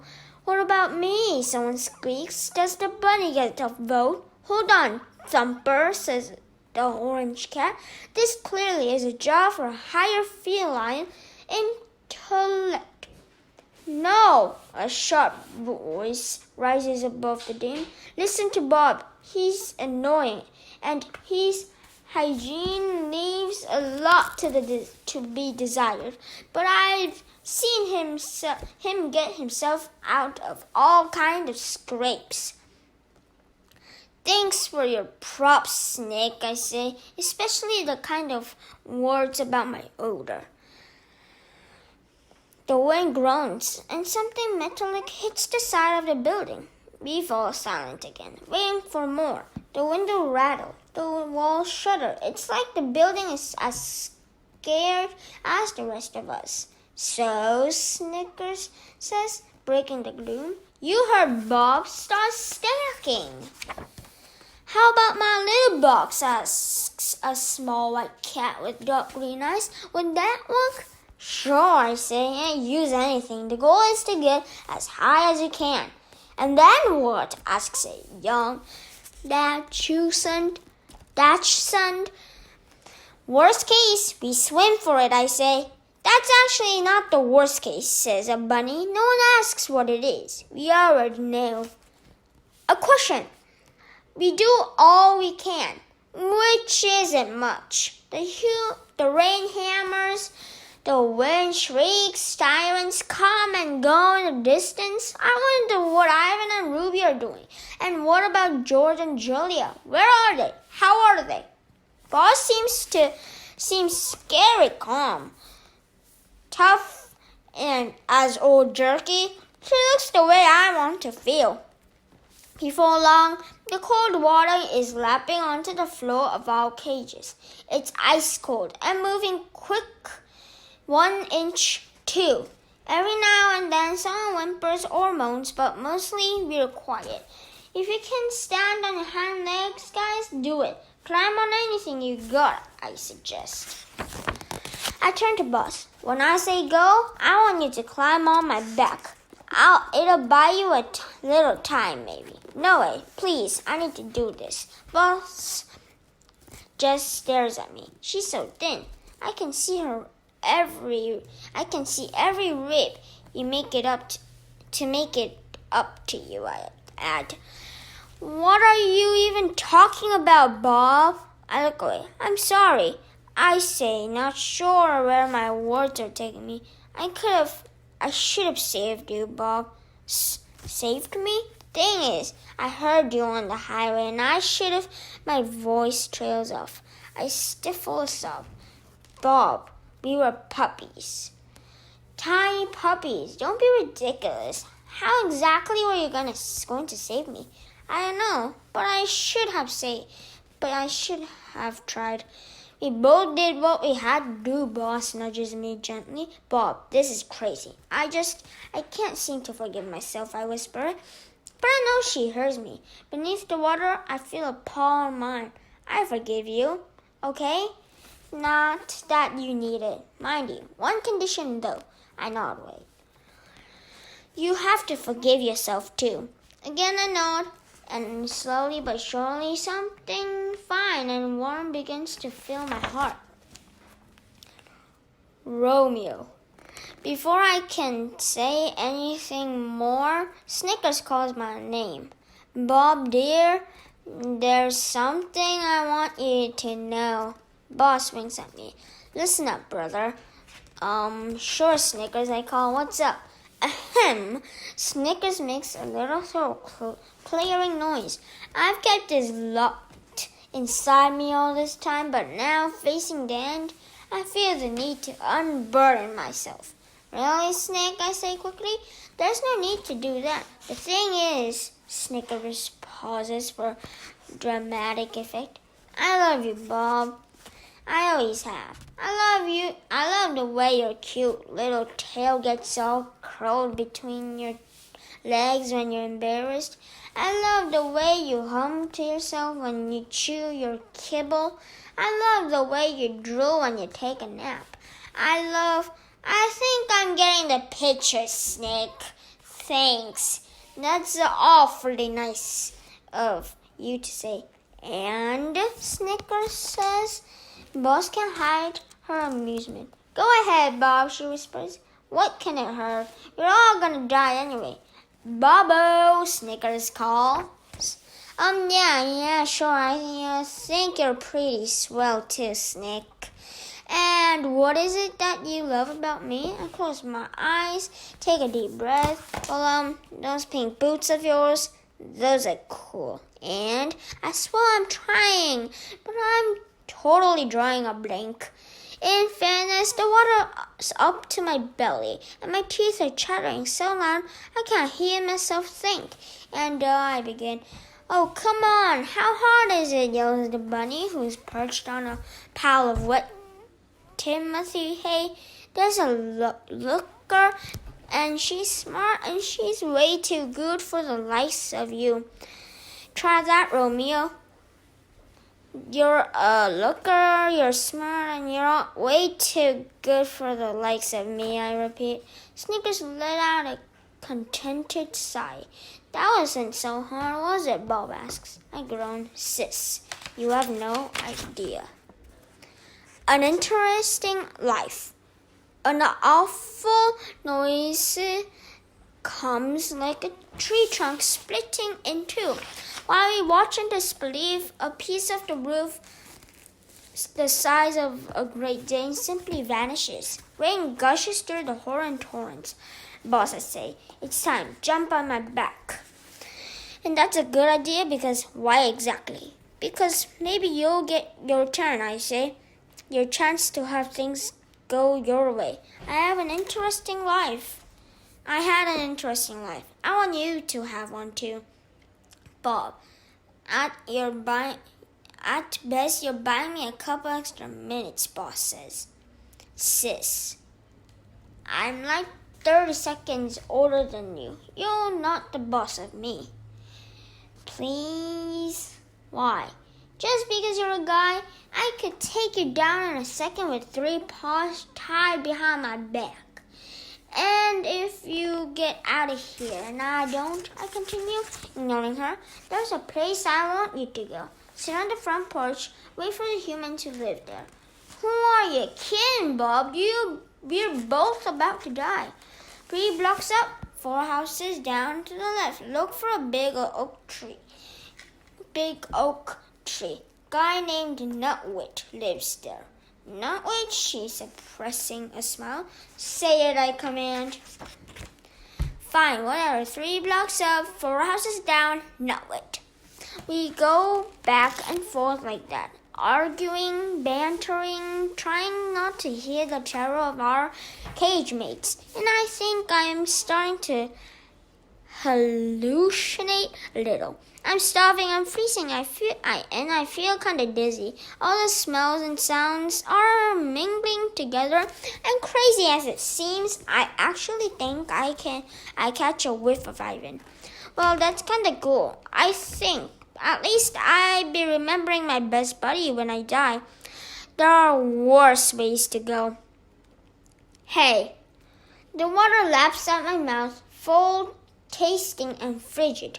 Now I say to my sister, get on my back now. I'm saving you, whether you like it or not. Something in my choked voice scares her. I guess because she leaps right onto my back with a horrified yelp.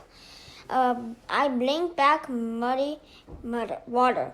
A silver presence looms before me. Still, I'm not entirely sure it's him until I get a real big old whiff of banana. Hey, Bob, says Ivan. Giant monkey and sea monster. The screeches of terror are ear-splitting, and my poor ears have endured plenty by this point. Folks, I cry, relax. He's here to save us. Monkey! Screams the orange cat. Giant monkey! I beg your pardon, says Ivan. The bunny cowers in a corner of her cage. If King Kong is here to eat us, I'd rather drown. Sea serpent! Screams the beagle. An arched gray trunk glides past. Ruby, I exclaim. She's just tall enough to keep her head above the water. Ivan! Ruby! Snickers calls in a delighted voice. Over here, dears! Long time no see! Hey, Snickers! Snickers wags a drenched tail puff. My, how you've grown, sweetie! Excuse me, says Grey Muzzle, but maybe the happy reunion could wait till we're, not underwater. Ivan taps his chin. He's always slow, but always deliberate. I like that about the big guy. Except when I'm about to drown. We need to get all of you to a higher ground, he says at last. But the current's tough to fight even for Ruby and me. There's always the roof, I say, but it's damaged. Ivan nods. Seems there's a tree on it.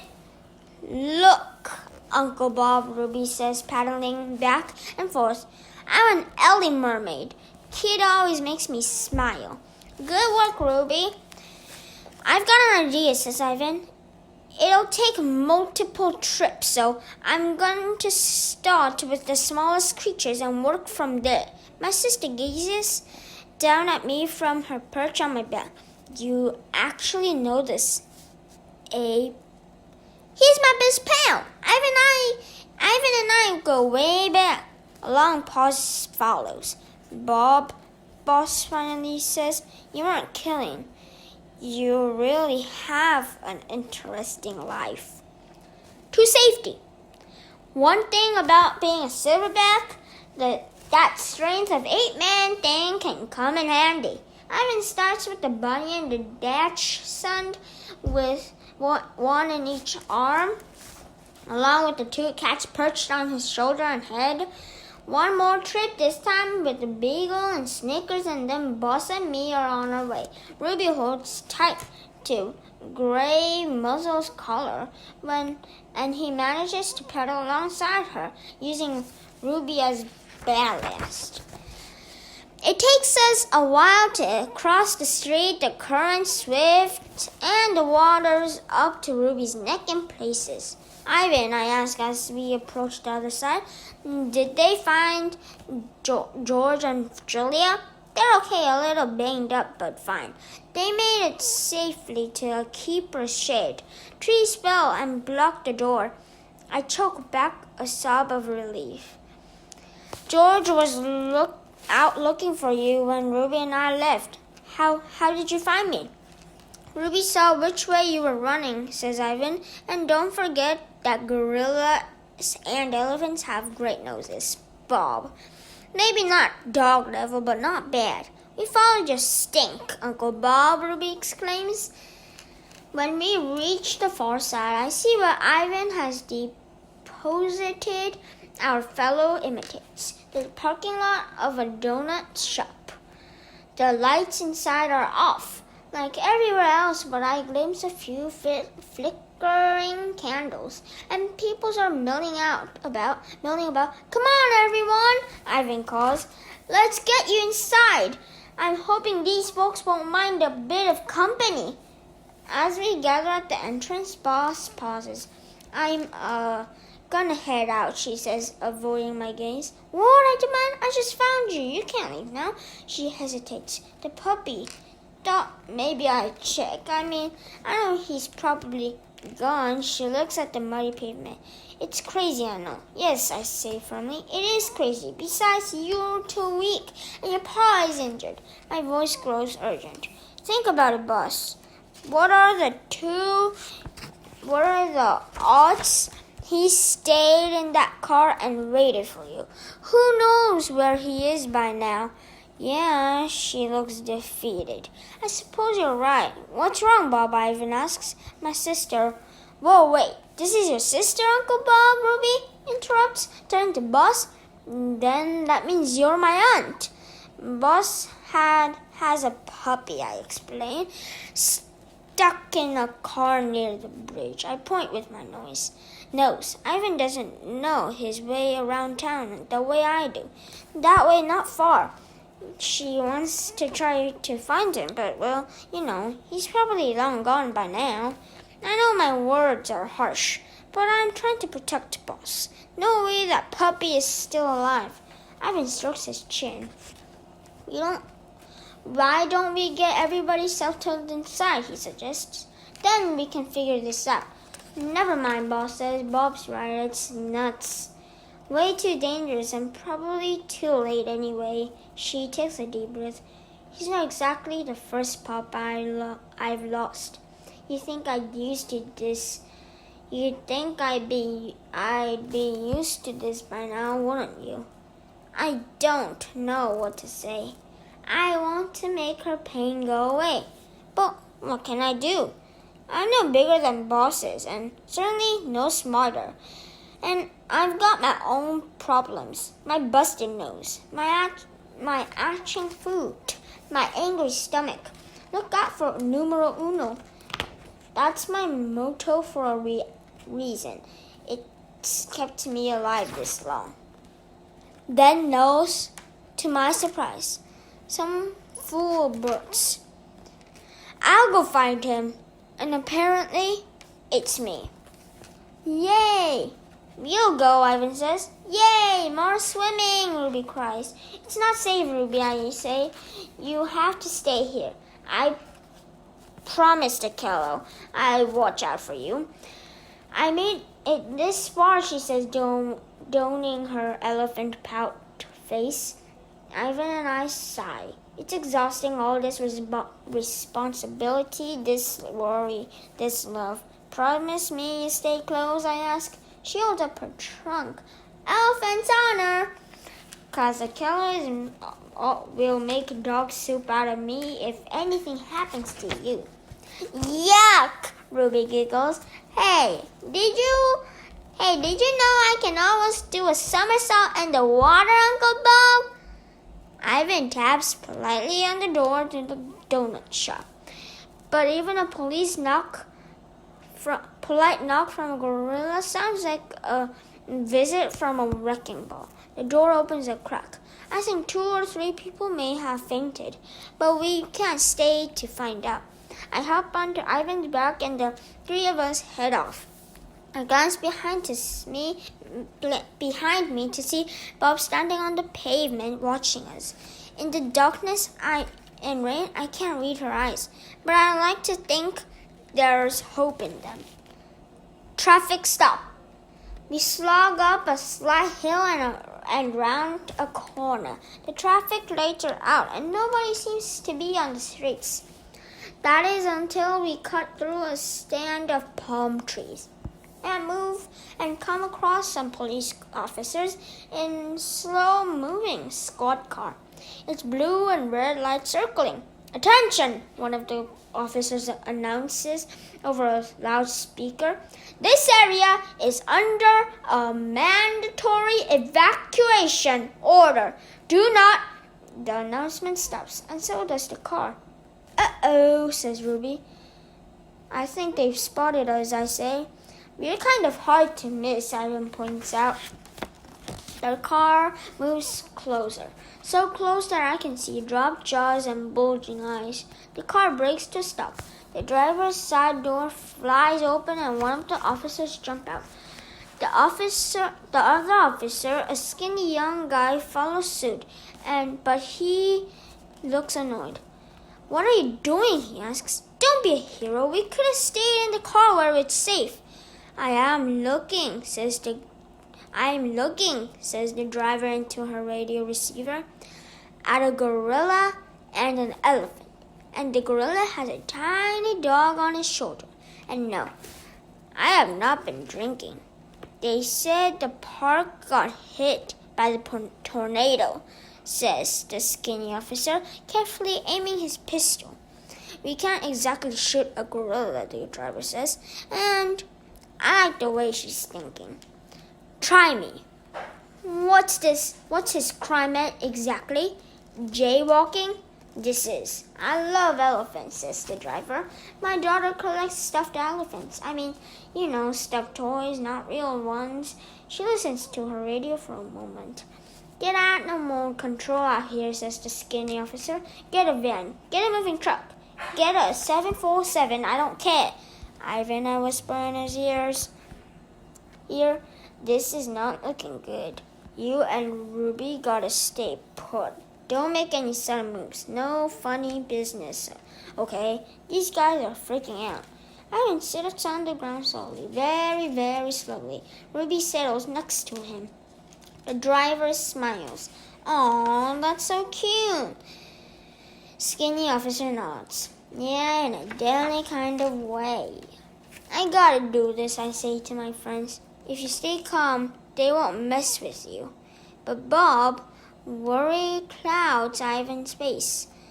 You need us. What I need is for you to stay alive, I reply. I can see he isn't going to listen to reason, so I tried a different approach. Ivan, I say, it's like this. Boss is my sister. I let her down once, and now, I have a second chance. I'll explain it all later, but I need to do this. Ivan looks at the officer's gun drawn and nods. You're the one and only Bob, he says. You got this, pal. I leap into the air, into the vast unknown, just like Kimu did. Well, maybe not quite so elegant, but I do my best. Lightning and firework. It isn't far off to the bridge, but far is relative when the wind is blowing down houses like the big bad wolf. I watch a stop sign to signs fly past. I navigate around trees scattered like popsicle sticks. I keep an eye out for gators and pythons. Lightning strikes a tree. I brace for the thunder. It shakes the earth, the air, my teeth, my bones. A branch falls on a power line. Sparks dance like fireworks. I hate fireworks. I move with more care after that. I know enough to stay away from drowned power lines. Thanks to the Weather Channel and storm chases. Man, I love TV. I'd give anything to be watching it from my nice cozy bed right about now. Good thing I know where the bridge is. My swollen nose throbs. What's the point in owning the top of the line sniffer if it's not working right? When I pass a bird's nest on the ground, I offer to help the owner. A jay. She swears at me. At least I think she does. I hear nuts and some other interesting words. I tend to forget that in some circles, dogs are considered predators. I wonder how Kimu and the other escapees are doing. One thing I know for sure, having been on that inside and the outside, is that way too much of the world ain't made for wild animals. How would a meerkat cross a highway? How would a panther face down a city block? How would a wolf survive an encounter with a gun? For that matter, who do I think I am playing hero? No, it was right. I'm soft. I'm slow. I'm not a street dog anymore. I'm a pampered, lazy pooch.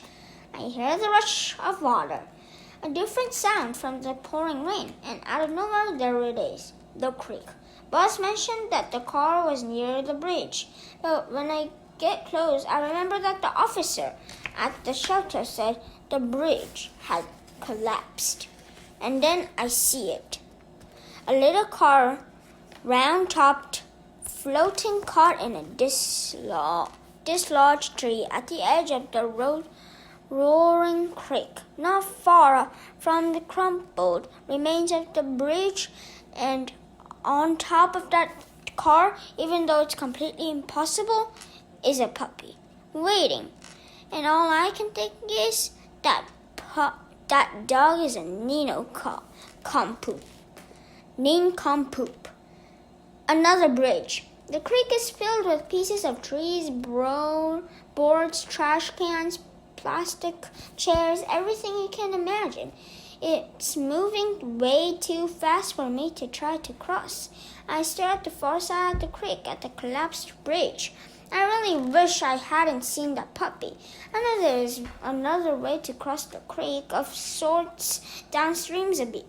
An old pedestrian bridge made in wood and metal and rope. No one uses it anymore. No one with any sense. When I reach it, the little bridge is swinging like a cradle. It's blocked off by a rusty metal gate to keep people from using it. But I can easily squint through the bars. I run halfway across, losing my footing. Run some more. Gulp. What am I doing? A fresh gust pushes the bridge with such force that I slip. Half my body is dangling off the edge. I dig my claws into the wet wooden slats. And oh, am I glad my nails are long and sharp, because I fight off Sarah's clippers whenever I can. Pulling. Man, I wish I hadn't eaten so much cheese over the years. And then, oomph, one last effort, and I'm back on the bridge. It feels good, so good to return to that little stretch of swimming slats. I want to live. Really, I do. I don't care about the puppy anymore. I just don't want it to die this way, not like this. The fear's in my throat, my heart, my gut. I've got to get off this rickety bridge, get back to Ivan and Ruby, back to my wonderful Bob-smelling bed. I'm not a hero. Never have been. Never will be. I can leave with that, because at least I'll be alive. I turn, moving a snail slow because the stupid bridge just won't stay put. Crawling on my belly so I won't lose my footing again. Almost at the end, I glance back like a fool, just in time to see the car with the puppy lurch loose from its mooring in the tree, swirling in the middle of the creek like a toy boat in a bathtub. The puppy isn't howling or anything. He's just lying on his belly, same as me, waiting. What a nincompoop. I think it again, and I'm honestly not sure whether I mean him or me. Hero. I will not lie.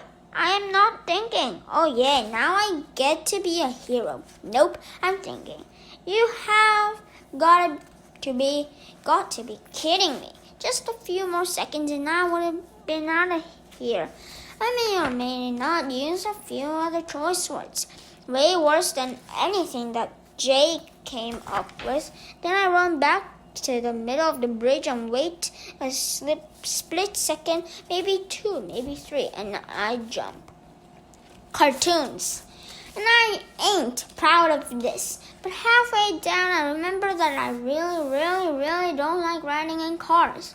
I'm sort of dog paddling the air, thinking I can slow things down, maybe even reverse directions, like Wile E. Coyote in those old cartoons. Cartoons are ridiculous for a reason. Not a movie. So in a movie, I land all graceful and tough and grab that little guy. But this isn't a movie. I kind of land on top of him. Legs splayed, like a bug on a windshield. Not enough to smush him, but definitely enough to annoy him. The car spins, dips, rights itself. Hi, I say. I'm your Uncle Bob. If you're my uncle, why are you trying to kill me? He asks. Pup has a mouth on him for being so tiny. I'm saving you, dude. I grab his scruff with my teeth. Ouch, he says. The car seesaws. I scramble, clawing at the slick skin of the roof. My nails make a horrible scraping sound. It's like trying to hug a whale. Can you swim? I ask out of the side of my mouth. It's hard to talk with a puppy between your teeth. No, can you? Yes, but I suspect the degree of difficulty will go up considerably with a puppy in my mouth. The car lists, recovers, lopes along with like a jackrabbit. In tall grasses, my claws make tracks in the paint. How do you get on top of the car? I ask. It wasn't easy. Branch broke through one of the windows. I climbed out that way. Impressive. By the way, says the puppy, I think we may be sinking. No kidding, Sherlock. I don't mean to sound unkind. I'm a bit stressed. I don't have a name, actually. How about Rowdy? I suggest. I hear it's available. Sure. What the heck? So what's your plan? You tell me, I say, what you think was going to happen. I figured someone would come along and save me. Some human, maybe. Dog's best friend, I say. If you say so. On the lurch. You're going down. Hang on, pup, I say. Man's best friend is gonna save you instead. Do not let go. The water's cold, so cold it burns. I paddle frantically. Nothing happens. It's like pawing air. I keep my teeth tight on Rowdy. Do not let go. Do not let go, I tell myself. But the water churning into my nose and throat, and if I cough, I'll be a goner. We hit something hard on metal straight on. I'm underwater, submerged as pieces of the world runs past. It's like a tornado, only wetter. I dig at the darkness. I think of all the things I'll miss when I'm dead. Cheese tops the list. Well, okay, maybe Ivan and Ruby and Julia and George and Sarah top the list. And then totally cheese. My back paws graze the bottom. Then my nose burns. My lungs burn. Everything burns. I have to cough. I can't cough. Mustering all my strength, I struggle to the surface for a moment, fighting the water with my paws. Rowdy is dead. Weight in my mouth. I hit bottom again, and this time I use it like a springboard, lurching toward the edge of the water, toward solid land, toward grass and dirt and tree and bushes and a whoosh of fur and pain. Oh man, the pain! Someone grabbing my paw, losing its teeth, sharp teeth. The smell, even with my messed up nose of wildness and danger. Something grabs my scrubs, yanks, pulls me to safety, back to the world, back from the brink. Chemo again. Chemo has me. He draws me to the mud. His teeth smells of blood. My blood. I drop Rowdy. My teeth smell of blood too. For a long time, no words come. Just panting, coughing, panting some more. Nothing from the puppy. I shove him with my paw, nudge him with my nose. Nothing.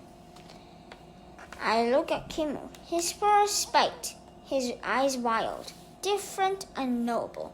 I guess they didn't shoot you, I say. They tried, he says, eyes on the puppy. Thank you for I trail off. He glances at me. Didn't do it for you. A pause. Did it for me. With his right front paw, he claws at the puppy, at Rowdy. Hey, I say without really thinking or registering the size of his paws or realizing what he's drooling just a little. Hey, I put my paw, my puny, pathetic loser paw, on Rowdy too. He's my nephew, and well, I didn't take it for the sentimental sort, Bob. I'm not just, how it is. No, actually, I don't know. I'm a wild animal, not a pet. Still, I clear my throat and remind myself that rolling over and peeing it myself is not an acceptable option. Still, and all, he's scrawny, maybe even be dead. Who knows? You got better breakfasts at the park. I recognize all those all too well to give look he gives me. The look of sadness, the loss and anger, and look of someone who will never forgive the world. He's running with the puppy dangling from his jaws before I even know what's happening. How? I don't know how I do it. If I did know, maybe I could understand that other part of me, the wolf part. I run faster than I've ever run. I growl louder than I've ever growled. I grabbed Kimu's throat. I clamped down. I did not let go. Gone. He can kill me with a sidelong glance and a half-hearted bite. He can kill me. I know that, but he doesn't. He drops the puppy. He shakes me off and pulls free.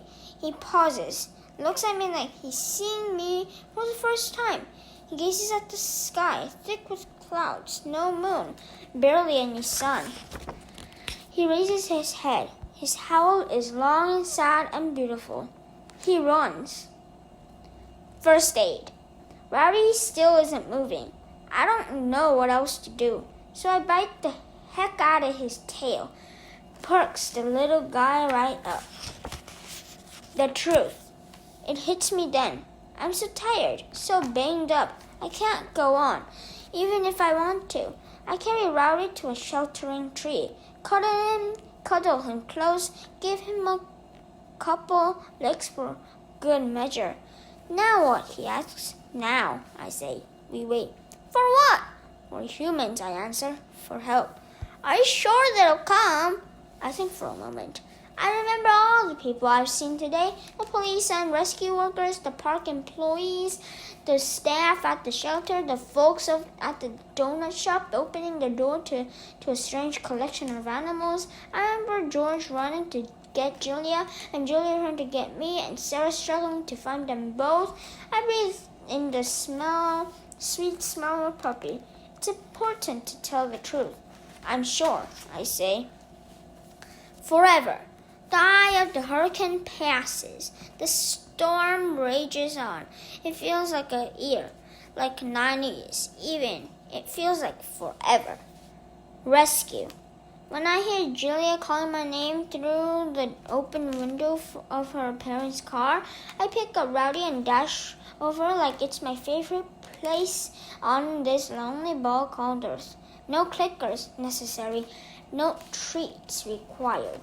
I fly my drool flag all the way home. 4. Aftermath. We've lost 10 park residents total. 8 deaths plus 2 still missing. No humans died, but there were some injuries. They've already started rebuilding. It's funny the way people go right back at it after a tragedy. Everyone comes together. Not just talking about community and kumbaya, blah, blah, blah, blah. They are resilient species. I'll give them that. It's been 3 weeks and we still don't have Kimu back. Susie either.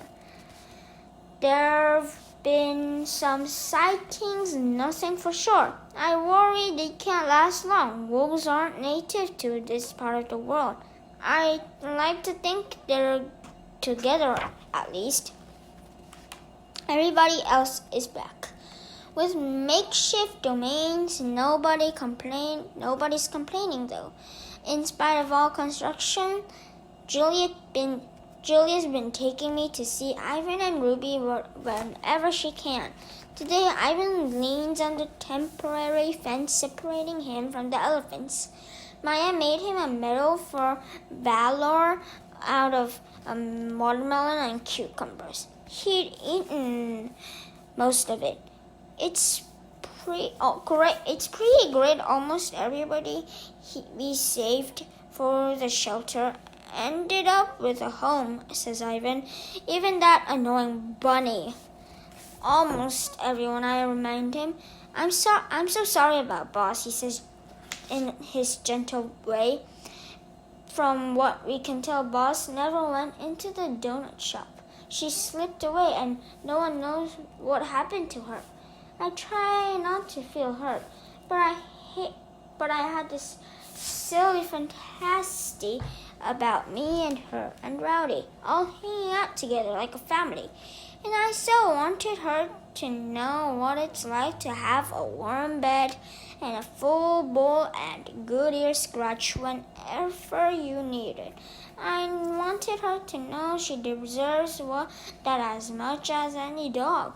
I guess she lived life too long on her own terms. Or maybe she was afraid to get her hopes up, to trust. I understand. Been there, done that. But sometimes humans don't let you down. Sometimes they come to the rescue. Riddle. Uncle Bob! Ruby calls, galloping over. She seems more confident these days, a little more grown up. Stella will be proud. I know I am. I want to hear my new riddle? Absolutely, I do. Ruby flaps her ears. She does that when she gets excited. What has an eye but cannot see? I am perplexed, Ruby, pondering and puzzled. A hurricane, she exclaims. Good one, Ruby, first rate. Now look at Ivan. We smile at each other. We don't need to say anything. It's enough to listen to the palm trees rustle and watch the sawgrasses sway. Working on it.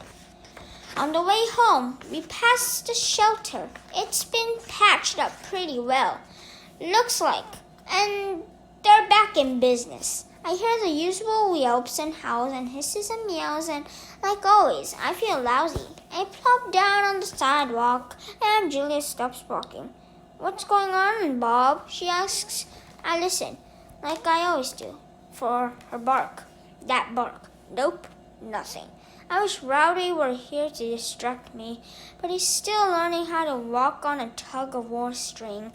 He's a pretty swell puppy, even if he is a little feisty. I'm surprised how much I like having him around the house. It's weird. I feel responsible for the little guy, sort of like he's become my numero uno.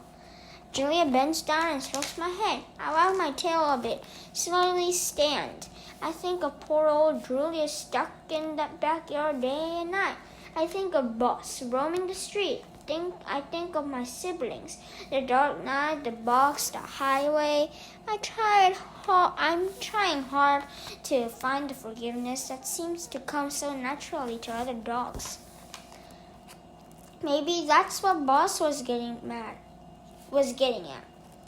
Maybe it's easier to forgive others once you've learned how to forgive yourself. I'm working on it. It's like a bone. Sometimes you have to chew for a long time before you make any progress. Snickers again. Once we're home, I head for the couch. I'm snoozing peacefully with Rowdy when I smell a doozy of a smell as assaults my snarls, which is finally back to working order. It's her. Snickers is back. She's been here for a while. After the hurricane, they had to do some repairs to Mac's house. Not sure where Snickers had been staying, but that's definitely her. I smell, no doubts about it. I dive under the couch, but not before Nutwit appears at the front window. "Oh, Bobo," he calls, "someone's looking for you." "I'm not home," I yell. "Yeah, I don't think she'll take no for an answer," says Nutwit. "Shouldn't you be rebuilding your nest?" Nah. Watching you cover in fear is way more fun." "What's the deal, Uncle Bob?" Rowdy asks. "Be afraid, Rowdy," I say. "Be very afraid." The door opens, and there's Julia with Snickers by her side. "Well, hello there, Snickers," says Sarah as she passes through the living room. "What are you doing here?" "Mac and his wife just moved back in," Julia says. "They called this afternoon and said Snickers was dying for a walk." I ease back a little farther under the couch. Can Snickers see me? Maybe not, but she can most definitely smell me. For once, I regret my pungent aroma. Snickers darts across the living room straight to the couch, pulling Julia along for the ride. "Snickers!" Julia exclaims. "Slow down, girl!" She kneels. "Bob, are you hiding under there?" I move an inch, exposing my snout. Snickers goes insane. She yanks free of her tug-of-war string. For a moment, she pauses to do a polite nose tap with Rowdy. Then she lets loose with the zoomies and yips and howls of joy. "Bob!" Julia yells. "Come on out and say hi." I pretend not to hear her, which isn't a big stretch, since Snickers is barking like a maniac. "Robert," says Julia. "Fine." I belly crawl out until I'm exposed. Snickers is ecstatic. She showers me with licks and nips and nudges and leaps. "Bob," she croons, "how I missed you." I cover my head with my paws, but there's no escaping her adoration. "There's a reason we survived, Bob," she says, her fuzzy tail in high gear. "The fates want our love to blossom." "Is this your girlfriend, Uncle Bob?" Rowdy inquires. "Girlfriend today," Snickers responds in a giddy voice. "But who knows what tomorrow may bring? Perhaps you should start calling me Aunt Snickers." I'm relieved beyond measures when Julia finally pulls Snickers, with great effort, out the door. I try to ignore Nutwit's teasing. I try to tolerate Rowdy's stifled laughter. But when Minnie turns chanting Bob and Snickers, followed by Moose sitting in a tree, I had enough. I head for my doggy door, ignoring the popcorn and guinea pigs, and I try to locate my dignity. A visitor. This evening is like lots of other evenings. The guinea pigs are squeaking, Nutwit is puttering in his tree. Julia and Sarah and George are watching something about meerkats on the Nature Channel. I've just settled in with Rowdy on the couch when George drops a cookie on the floor. I leap into action. "Robert," says Julia, "leave it." Briefly, I consider my options, but not for long. At least I share a piece with Rowdy. "You're hopeless," Julia says, "but I love you anyway." And that's when we hear the bark. It's coming from the front porch. That's weird," says George. "I'll check it out." Julia runs to the door and pulls it open. She hesitates. She looks over at me, back at the porch, back at me. "Bob," she says, "I think it's for you." And it is.